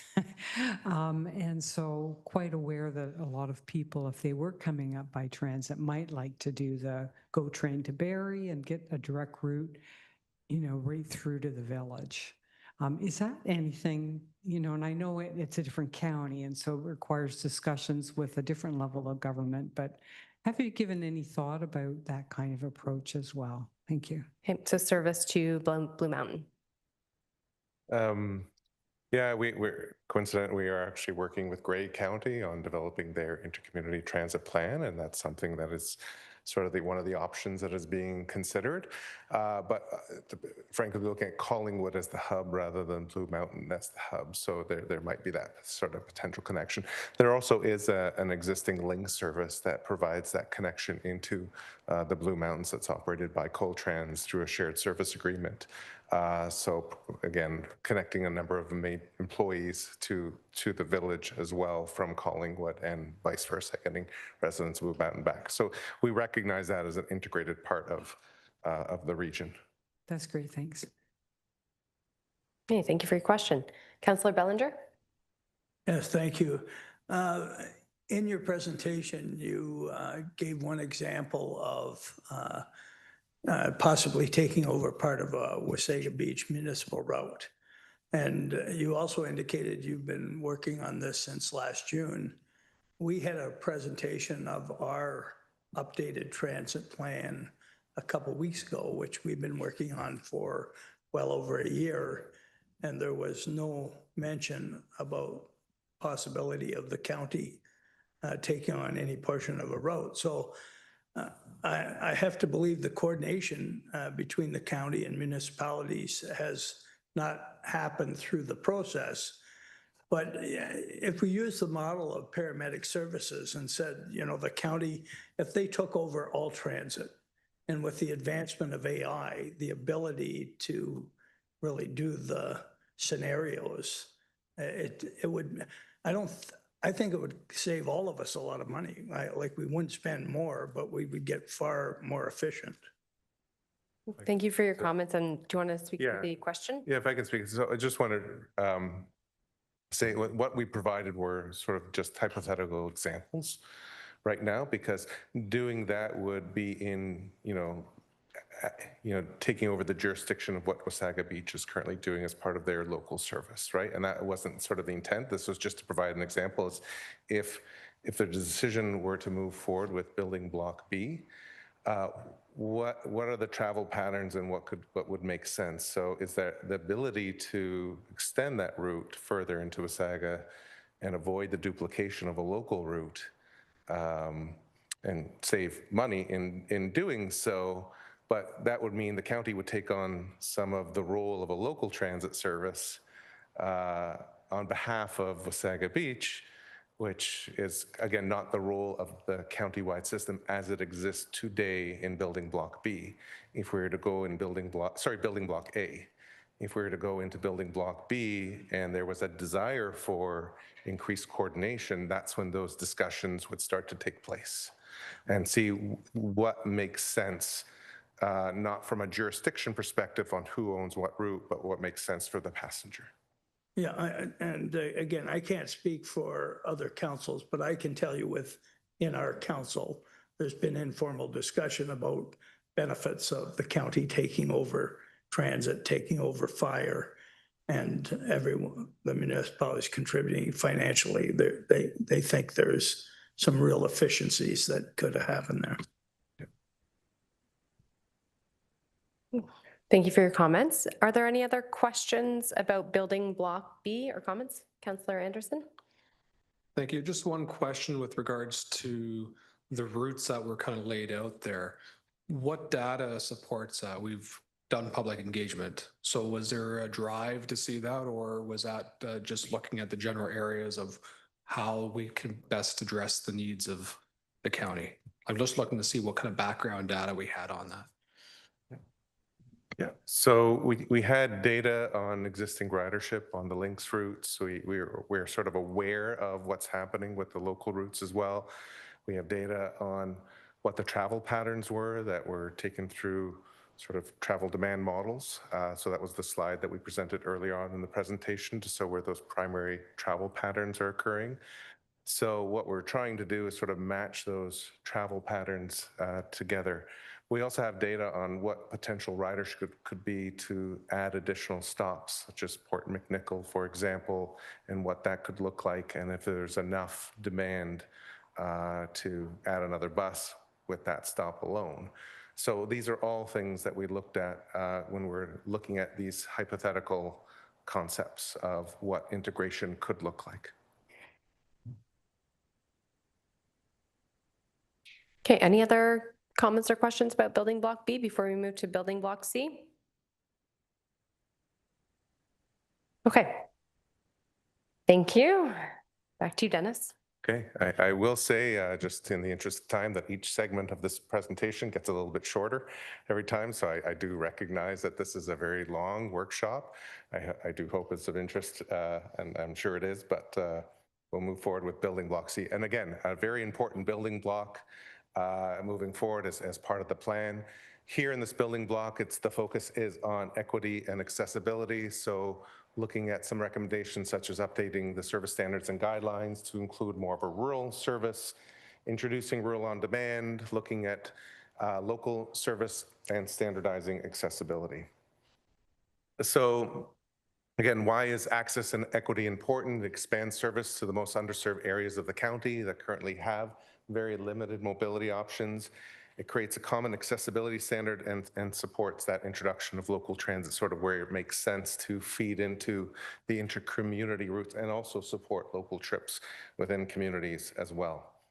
So one of the key recommendations that we had, outside of updating the service guidelines to include rural transit, is introduce a rural on-demand service that would sort of support the links network. And this is where we would use, identify where those gaps in rural mobility is that are difficult to service by fixed route because they require a significant deviation in that fixed route network that takes it away for its overall function and it goes against some of the guiding principles that we had identified. But allows some level of connectivity by providing an on-demand solution. So here we initially propose providing this demand responsive vehicle to settlement areas that are outside of a sort of a walking distance of a link stop that and we sort of set a benchmark of having over 100 households.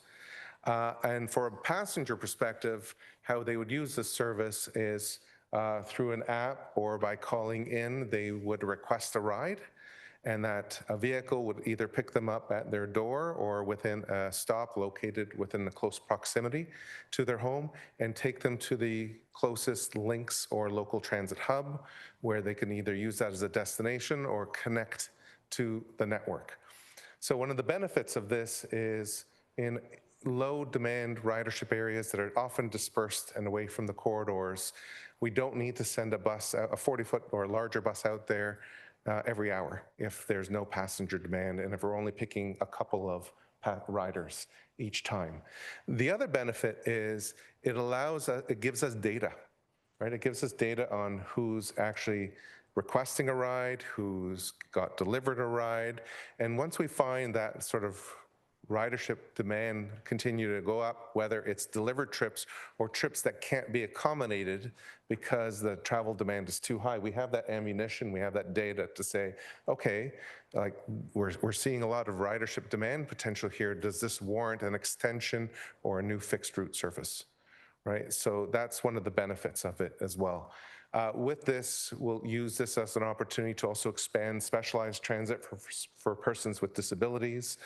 So right now it's focused the intercommunity along the links corridors. This would extend to these settlement areas and offer an opportunity to pick up passengers with disabilities.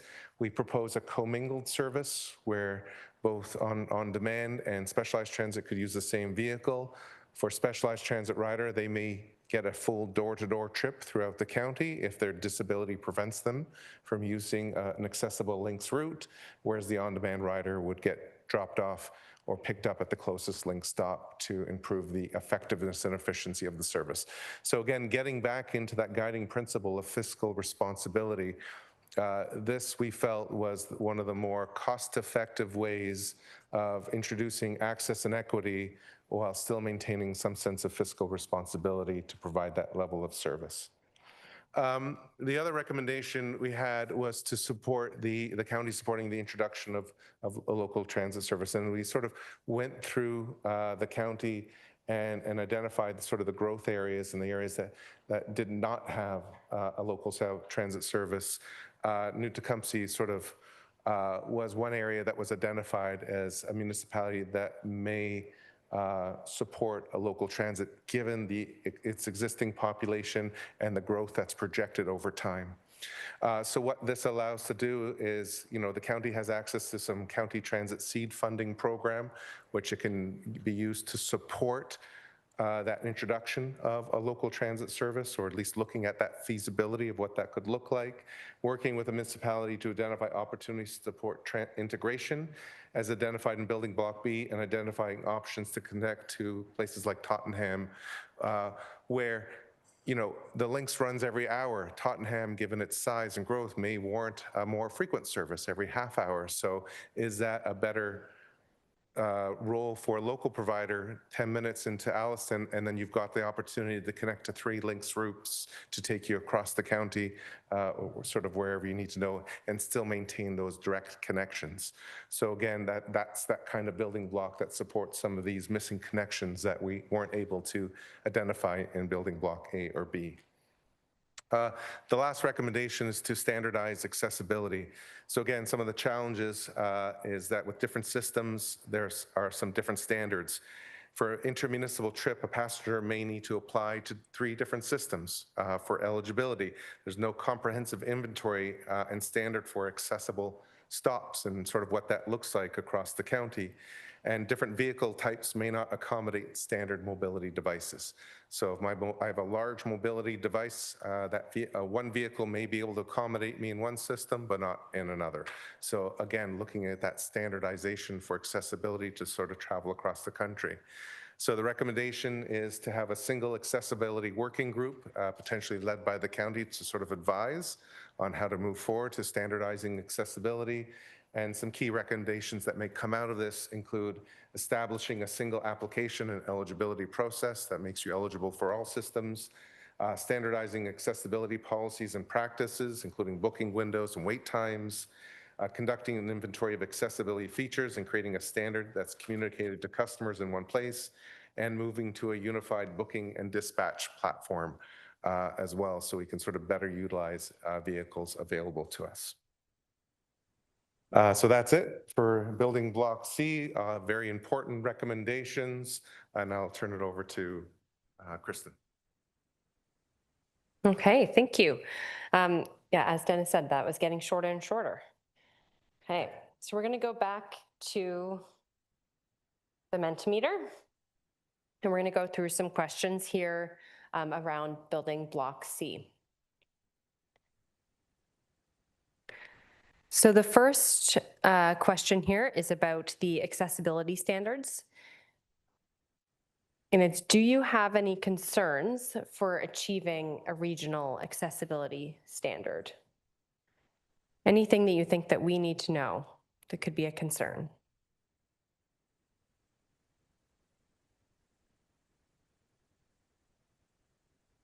Open-ended question here, so I'll give it a couple minutes.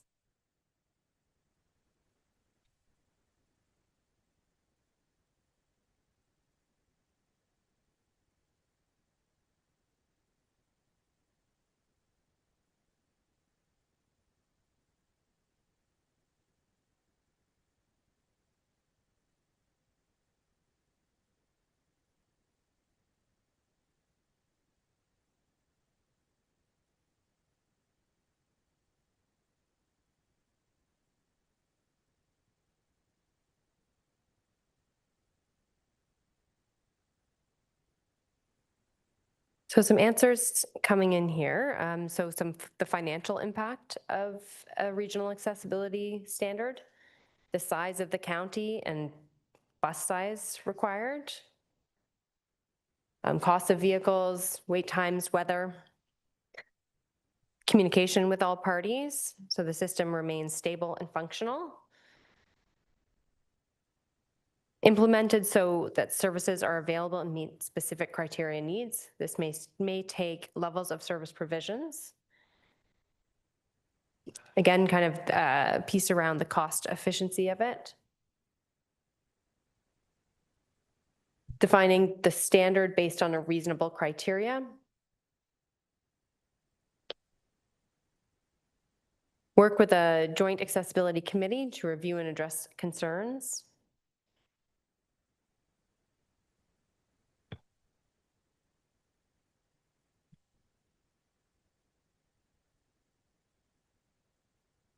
So level of service. So if we are picking people up at their homes.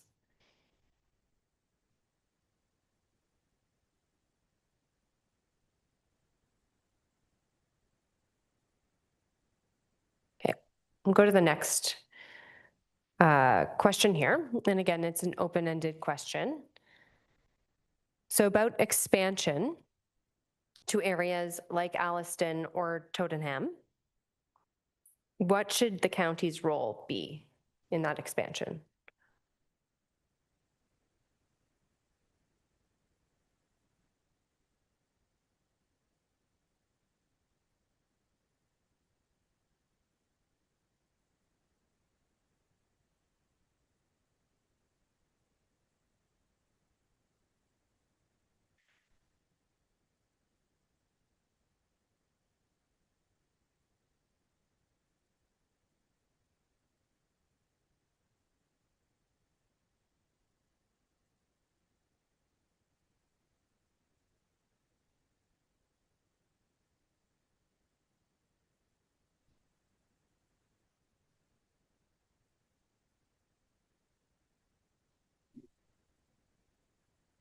So a few different thoughts here coming in.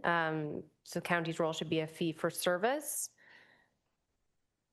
limited and on request only, in collaboration, Extending the service, it's a major employer in the county.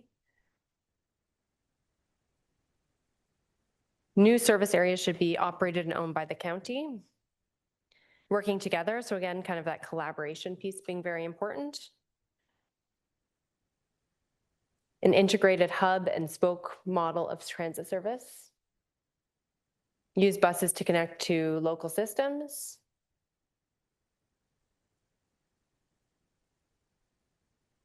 So a lot around working together in collaboration with the area municipalities, partnership,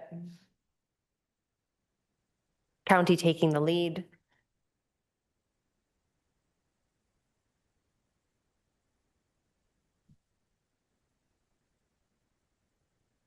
Each member should pay according to level of service.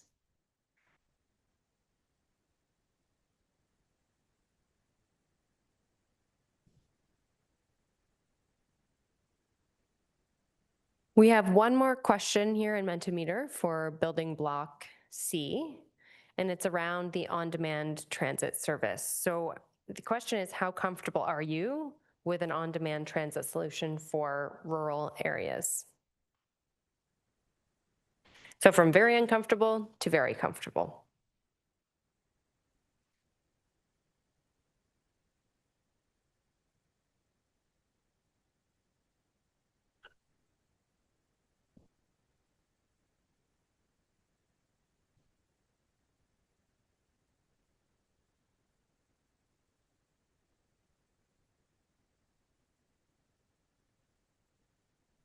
Okay, so we're seeing the majority of, or not the majority, but a strong number of folks with comfortable or very comfortable, with some being uncomfortable or very uncomfortable or neutral.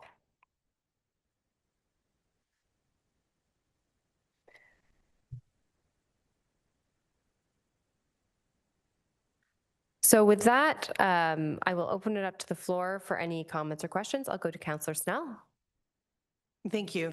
I put neutral on the question around the on-demand, because unfortunately we launched it as a temporary trial, and it didn't go well. It was quite bumpy. There was some disconnects between the app and communication with the driver, and so people were left stranded waiting for a ride, whatnot.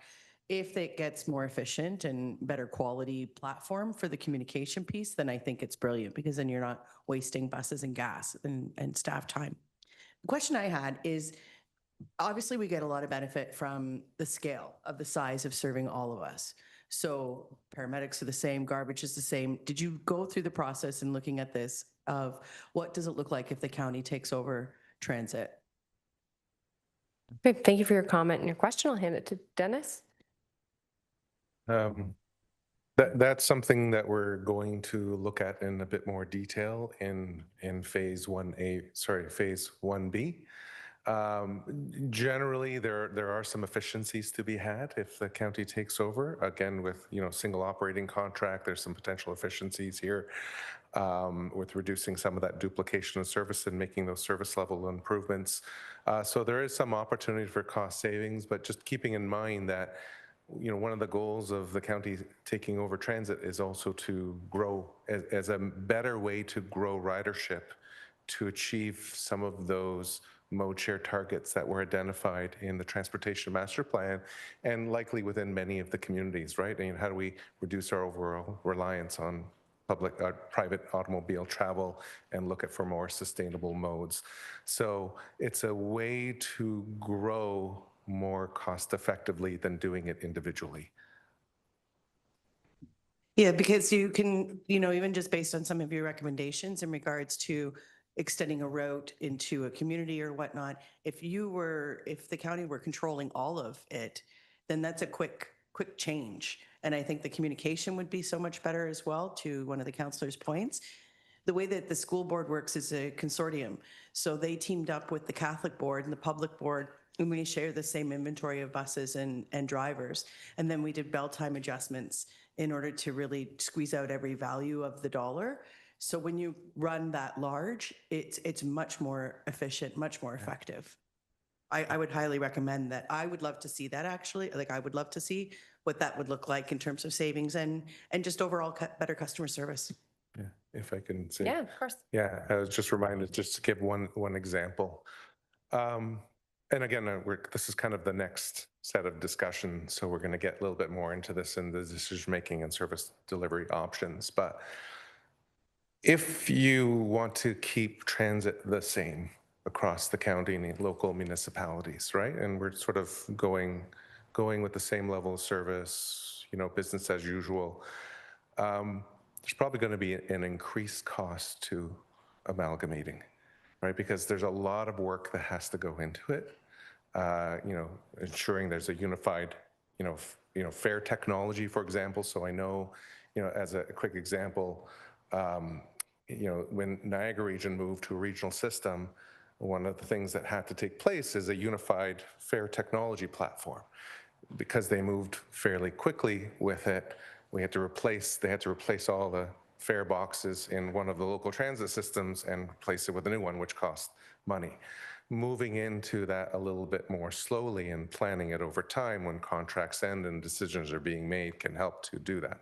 So there are some costs, but as you're continuing to grow, and which the county is growing by 51% and potentially higher rates of growth in the south, the system has to evolve, and it has to evolve to improve level service, improve ridership, and while the costs will go up, it won't go up as much as if you were doing it all separately. You'll see some of those efficiencies, if that makes sense. So it's really based on if you're a county that's poised for growth and your transit system needs to evolve with it, moving to integration will help to reduce some of those growth pains and costs. Yes, Councillor? Yeah, I'm just going to comment on the on-demand system and the way I see this working out. I think this was great. This A, B, and C, I think they really work well together in the end. A being, the interconnection of municipalities. That is a system that the county can deliver. That's definitely a system that we have to work on. To the county deliver a complete transit system across the county, we're not even near there yet to do that. That's a difficult one to try and manage. But the best way to build it is the interconnection, like you said, and that on-demand. The on-demand could be the feeders into the interconnecting systems.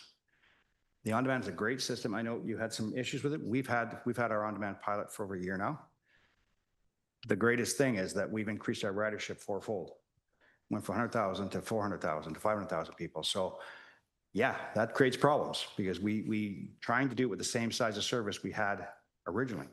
So, but that's a good problem.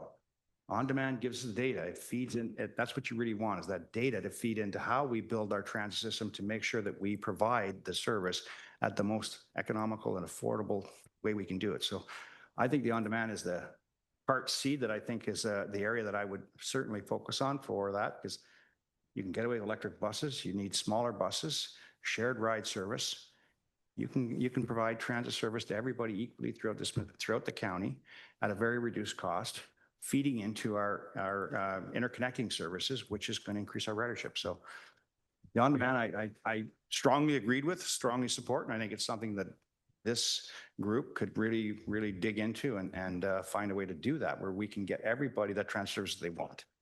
They might have to wait 45 minutes for the on-demand to show up, but they know they're going to get it, and then they're going to get to the interconnecting system to get to work or whatever. So I fully support that on-demand system. Thank you for sharing your comments and thoughts. We'll go to Councillor Verkayak. Sorry if I got that name wrong. Yeah, so I can see years down the road integrating, having one system for the county, but there's no one size fits all. We're just too separated and too different. Whereas in York Region, you've got Markham, Richmond Hill, Aurora, Newmarket all being connected, so it made sense for them to have one transit system. But there's too many differences. One municipality needs this system, one needs this service. And the other concern I have is with rural areas, we should try and service the rural areas where there's bigger hubs. But people who live out in the country, and my ward is rural, we all have cars because we didn't move out to the country expecting to have that level of service. So the expectations should be that we have to provide public transit to everybody in the county, or at this point in time anyways. Yep. Yeah. Appreciate the comments and fully agree that, you live in a large, very diverse county with urban areas and very rural areas. And moving to a more integrated system, whether that's county or shared service or more regional coordination, doesn't mean the same service for everybody. The service is tailored based on the geographic need. And again, very similar to what's happening in Durham and York region as well, where they're servicing large rural areas as well with a rural on demand and some intercommunity routes that connect and much more rapid transit service in that sort of urban core. So it's just about how do we effectively plan the service, recognizing the regional differences in geography and needs within the population it services.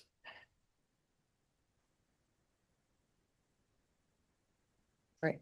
I just wanted to add to that I think that speaking of the changes in expectations and comfort level of our kids as they grow up, and the costs of cars and insurance and homes and the ridership, I think we are going to see utilizing this system is going to increase drastically.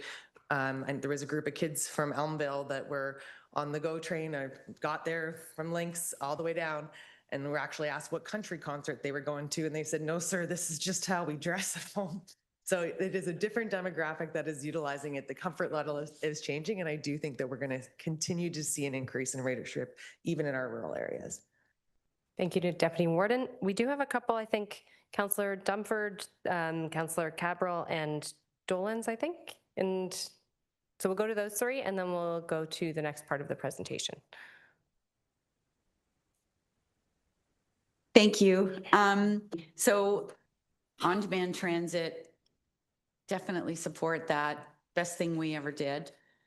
The difference is, or the hard part is, if you try to take it away, if you try to go to a traditional fixed route system after you've offered people on-demand transit, it's really like once you do it, you can't take it away again. People expect to be picked up at their door. They do not expect to have to walk to a bus station and wait for 10 minutes or an hour. So just caution, if you're going there, expect that everybody's going to continue to want that. And then the other comment about like a countywide system, I could see us going there someday, but if Ramera doesn't have a single bus, Ramera shouldn't be contributing to that. It should be based on the volume of service that you get from the system in order to pay as you play, I guess you'd call it. Thank you for your comments. Councillor Cabral, and then Councillor Dolans. Thank you. Just a couple of comments. I'm going to give you a bit of a history lesson first. Back in the 70s, early 70s, moving to Pickering when there wasn't a whole heck of a lot there, Pickering actually started a dial-a-bus service. So you'd pick up your phone, you'd phone them, they'd give you a ballpark time, they'd come to get you, and they would take you to the mall or wherever you happen to go to your medical appointment. So it just goes to show you this is not something that's innovative or new. The only thing that's new is, I guess, the apps that they're using. Secondly, when it comes to the rural hamlets, I kind of doubt that they would have expectation of an actual bus route passing through a hamlet of maybe 20 homes. However, the idea, the dial-a-bus or the on-demand bus is fantastic for two reasons. Yes, a lot of folks move into the rural areas, but what it will allow is for seniors who live in a rural setting to still be able to garner transportation when they're no longer available to drive, which means they can stay where they were living, dial a bus into town to catch the links to wherever they happen to want to go. So I would be a big supporter of that particular piece too, because it really does provide an opportunity for everybody to access public transit. Thank you. Thank you for your comments, Councillor. My concern is the vehicles. You said that Route 6 from Penetanguishene to Aurelia is one of the lowest. And then you wanted to add one so we can pick up Port McNichol, and then why don't you go to a smaller bus? You can look at your data. I mean, I see that bus go by every day. A busy day is 3. So wouldn't it be smarter to do a smaller size bus on that route and utilize it maybe for some on demand and take that other bus and put it somewhere else where there's more, instead of having big buses going by with And that's what they talked about in Innisfil. They didn't want to do that because all these buses are all half empty or 3/4 empty. So then they went to the Uber. But I just believe that if you reduce that and looked at your data, you would realize that maybe one day it will increase, but at least that way, if you have a smaller vehicle, that bus could also be on demand. So if you pulled into Port McNichol and you had a call, you go to that one street, go to the bus stop, move on, go to the next one, go to the next one. In a smaller one that maybe 20 people can go on or 10 people can go on, and it's a wheelchair maybe one. But I think those are the kinds of things you have to look at, because as it was said, a rural area, if you're really rural, you have to have a vehicle. I mean, there's just no way around it. But if you're in a hamlet or something and you have that ability to catch a bus or call for a bus, then do it that. But the regular taxpayer looks at that bus and goes, how come, like, why do we have this great big bus with hardly anybody on it? But anyway, just a thought. Yeah. Oh, okay. Okay, I think with that, we'll get to the final portion of our presentation, and we do have one more discussion component as well. Okay. So we'll get into the financial elements, and then we'll start talking about decision-making and service delivery structure. So we, obviously we want to find out what does this enhanced service cost under each of the building blocks. So we looked at a number of different cost assumptions. We looked at what this would do for ridership growth, and we took into account sort of what the growth in population would look like and how that would contribute to ridership growth. We looked at, with building block B, what enhanced integration could look like and how that could increase overall ridership by improving the passenger experience and the adjustment in fares and new fare strategy and what that would look like in terms of ridership and revenue. We looked at capital requirements, including the cost of different types of buses, larger vehicles, smaller vehicles, depending on the service type, bus stops, additional support to, develop service standard guidelines, documents, develop an integrated technology strategy, et cetera. Also, additional operating costs such as staff. So right now, staff are fairly stretched within what it can accomplish, so adding more of these tactics and actions to their plate within each of the building block may involve an increase in the staff complement to do some of the things that we had suggested. We also applied sort of recognizing with rising costs, including rising fuel, that the current rate that's being paid right now may need to be adjusted. So just to be conservative, we increased the base rate by about 15% to be able to compare sort of apples to apples when we compared it with the various different building blocks.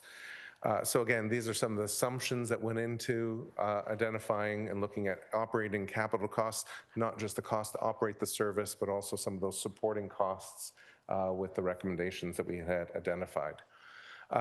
So what you see here is sort of the existing costs versus building block A, and just for simplicity, building block B was added to A and building block C was added to B and C in that sort of third column to sort of identify what that sort of looked like. So the biggest jump in cost comes with building block A. We are adding 3 regional routes to that building block to sort of connect to areas, and especially in the south where there's a lot of growth that's happening, and extending some of the service hours. So you see that sort of jump in operating cost, but also a significant jump in ridership as well. As we move on to building block B, some of the assumptions were any sort of additional costs with service integration where a local municipality would save a bus. We sort of subtracted that to look at that whole integrated model. So the counties would sort of take on some of that savings if it was adding a bus to improve that service integration or operating costs.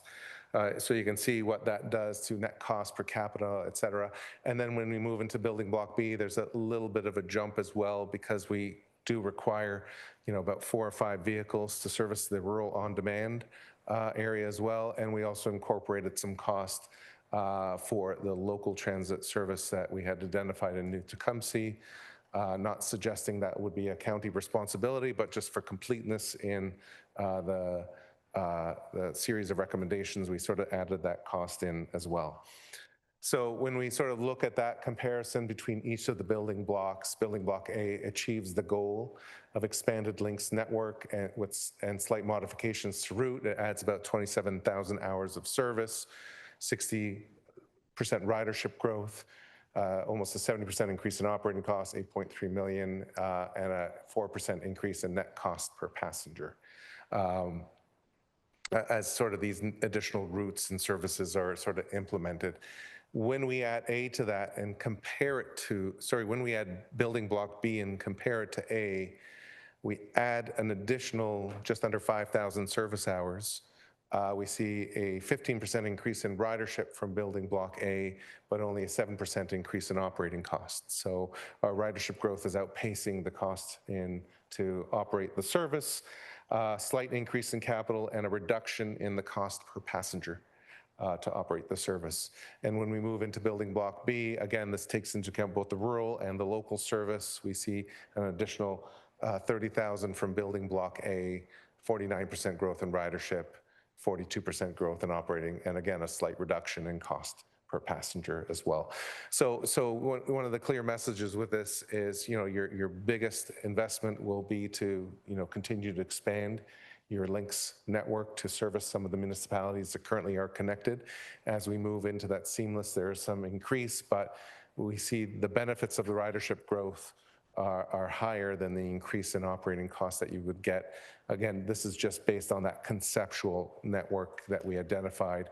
If there is a decision to sort of move forward with this, then obviously more discussion with local municipalities and how those services can be integrated would need to have as you sort of review the decision-making and service delivery structures.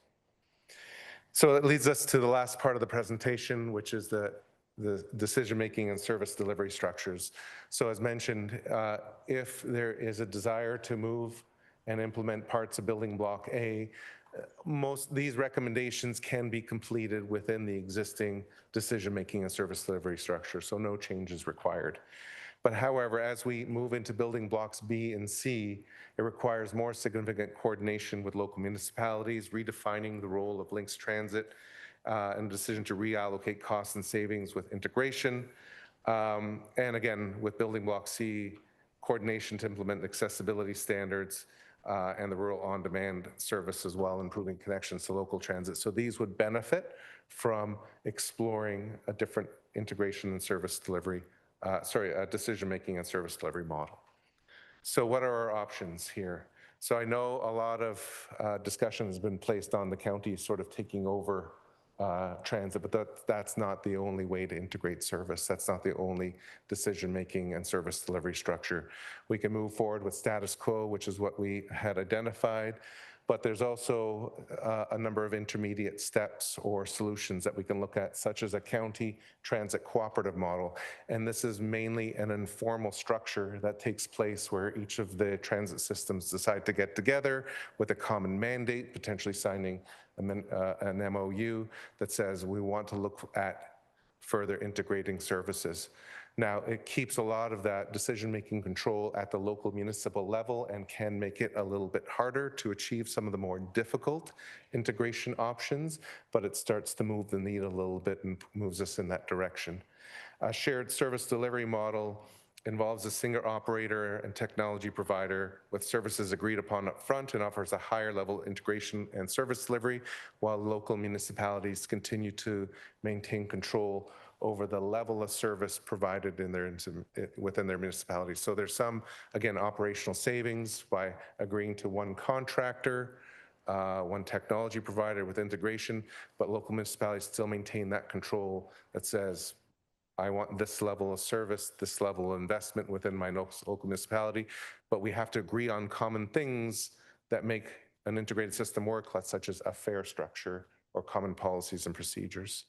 And finally, within a county-wide transit model, this is where centralized decision-making, service, and maintenance under a single county entity, creating a high level of regional integration. So with everything sort of uploaded at the county level, assuming responsibility. And again, there's different board structures that could include representation from local councillors on that board to have influence over how the regional system is operated as well. And again, different things that we looked at. So as part of this review, we looked at sort of best practices and other peers that operate these type of systems from a cooperative transit model such as Southwest Community Transit in Southwest Ontario, shared service delivery such as Kodiak or Mid-Pen Transit, which is a more local example, or Coltrans, a county-wide model, both council-led and board-led. So whether it's a commission structure, such as Niagara Transit, or as part of a department of the county or the region, such as Grand River Transit in the region of Waterloo. So various different models that we can look at. So we did some evaluation of these models and compared it to each of the building blocks using the key principles of clarity and purpose and ability for municipalities to act, maintaining representation at voice, providing transparency and responsiveness, efficiency and accountability. And again, when looking at each of these, if you're staying with building block A, there's no need to look further. We can maintain the existing service delivery structure and potentially start to look at some of the county transit cooperative model and just having those informal relationships and discussions. If you're getting into building block B, or is very difficult to do under the existing status quo model, and this is where, you know, the county transit cooperative model could be something that could work, but it won't move the needle far enough. This is where we might want to look at shared service delivery or county-wide transit, and same with building block C. Again, harder to implement or less effective under existing status quo, moving into more integrated service delivery and decision-making structures, something that we had identified. So the recommendation is if there's a decision to move forward with either building block C or B, that one of the next stages is to sort of do a more fulsome assessment of what that service delivery and decision-making model could look like. What are the impacts of that moving forward? It doesn't mean moving forward right away. There could be opportunities to transition that over time if there's felt to be this is a long-term objective that we need to move forward to over time. So with that, I'll turn it back to Kristen for our last set of questions. All right, thank you for hanging out with us so far. We're going to go back to Mentimeter. Go to our first question. Dennis just walked us through potential delivery models. Which model best aligns with the county's long-term goals? So there's the 4 options there that we're just walked through. So status quo, county transit cooperative, shared service delivery, or county-wide transit.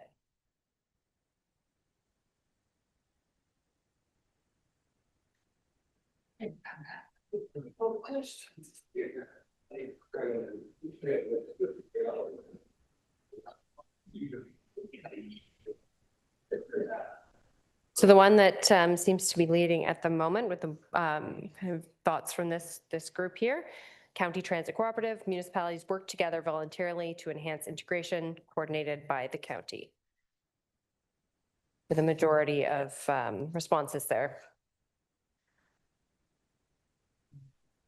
Before we do move on to the next one, just a reminder to County Council that we are 1 away from quorum. So if we can move along, if there's anybody else that really needs to go, I think we need to, and that includes our online participant.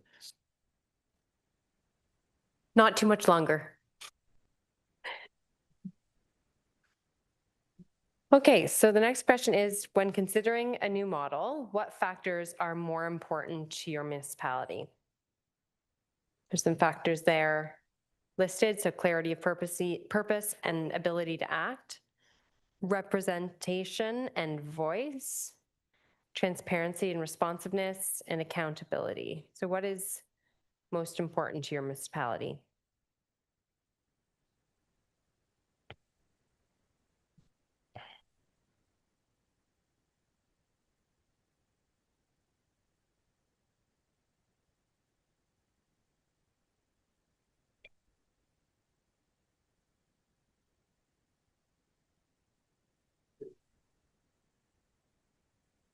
So efficiency and accountability, as coming up as the top 2 most important factors.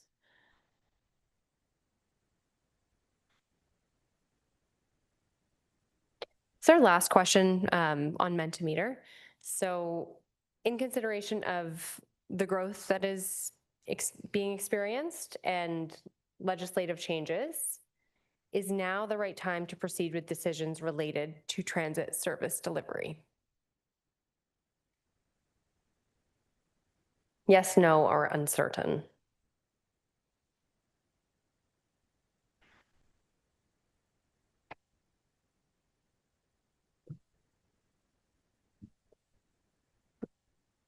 So many suggesting yes, now is the time, with some no and some uncertain as well.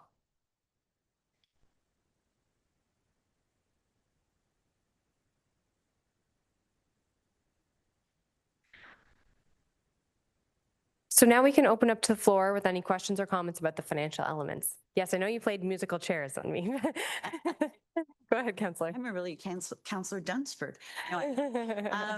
So that last question is tricky because you did mention earlier that there were a number of lower tier municipalities that were going through transit master plans. So I wonder if you have a timeline on, like, to me, the optimum time would be when those processes are finished and then the county jump on top of that. But do you have a sense of when the municipalities are finished with the local municipalities who are currently working on a transit master plan, when those are going to be completed? Dennis? Correct me if I'm wrong, I think they're all done. Yeah, they should be all done. Yeah, I believe they're all done right now. So they've sort of just completed it, identified sort of recommendations about sort of what that means moving forward. Yes, Councillor Fryer? Thank you. In regards to the assessment of models that you put up the chart, with the County Transit Cooperative, it's deemed that there be low building block B seamless travel. I'm a little surprised with that, but also concerned if that's felt to be at the municipal level or at the county level, where the seamless part of things might run into hiccups. And it goes back to Councillor Dolan's earlier point about how there's many areas in Simcoe County that don't necessarily have significant ridership possibilities in transit. And I would think the municipalities that do would want to work to try to get this to be as seamless as possible. So I'm just wondering if the hurdle appears to be at the local level, or not necessarily a hurdle at the local level, but when we've seen this before, where it's more of a voluntary cooperation, lots of good intentions to move forward, but sometimes difficult to implement when each municipality has their own priorities, their own financial commitments, et cetera. So sometimes we feel you'll move the needle a little bit, but you won't move it as much as if you're sort of going to that next level of integration. Right. So that's why it's not that we're not going to see anything happen. It's just we're not going to see the full extent of it happen as if you were to move to a much more regional integrated solution. I'd just add that I do think in Simcoe County's case, we've got a very good history of coordinated effort, paramedics and such. And I do believe it goes back to that other measure. And the one I supported was clarity of purpose and ability to act. So I'd hope that we would see a good uptake from the municipal level. Okay. Dennis, there are a few people packing up, so I think we should wrap up with next steps, just so we can get through that. So I guess we'll just wrap up with next steps. First of all, I want to appreciate you taking the time to be with us today. I know this is a fairly long workshop, and again, I know you had a lengthy day before this workshop as well. Our next steps is we're going to take a lot of this feedback that you have provided us, and we're going to take a look at what some of these recommendations are and make any required modifications. We're going to have discussions with local leaders and transit operators as well as part of sort of the next working group, integrate all of that input that was received, and then there'll be a more formal report that will come to council in the fall about a decision being made about the various different building blocks and the service delivery structure, and whether there's a desire to look towards understanding a little bit better what different decision-making and service delivery structure look like. So that's going to be our next step. So with that, if there's no further questions, I really want to thank you for your time today, and we'll turn it back over to the chair. Oh, Just sorry. last one. It was your local leaders and transit operators, the first one. The local leaders meaning the councils of the municipalities. Sorry, that would be the CAOs. The CAOs, so just Yeah. a staffing level. Yeah. I think you need to come to the council levels also for that. We haven't inputted other than today's workshop. Some of these questions are great, but they're pretty loaded one way. It's difficult to actually put an actual answer. Like I said yes to, I think the last one, but it really was about hoping that we would work with the province and the whole system to make sure that transit is delivered at the right time around here. So. Okay, thank you. Great. Thank you very much. Thank you for the presentation and helping us get through that.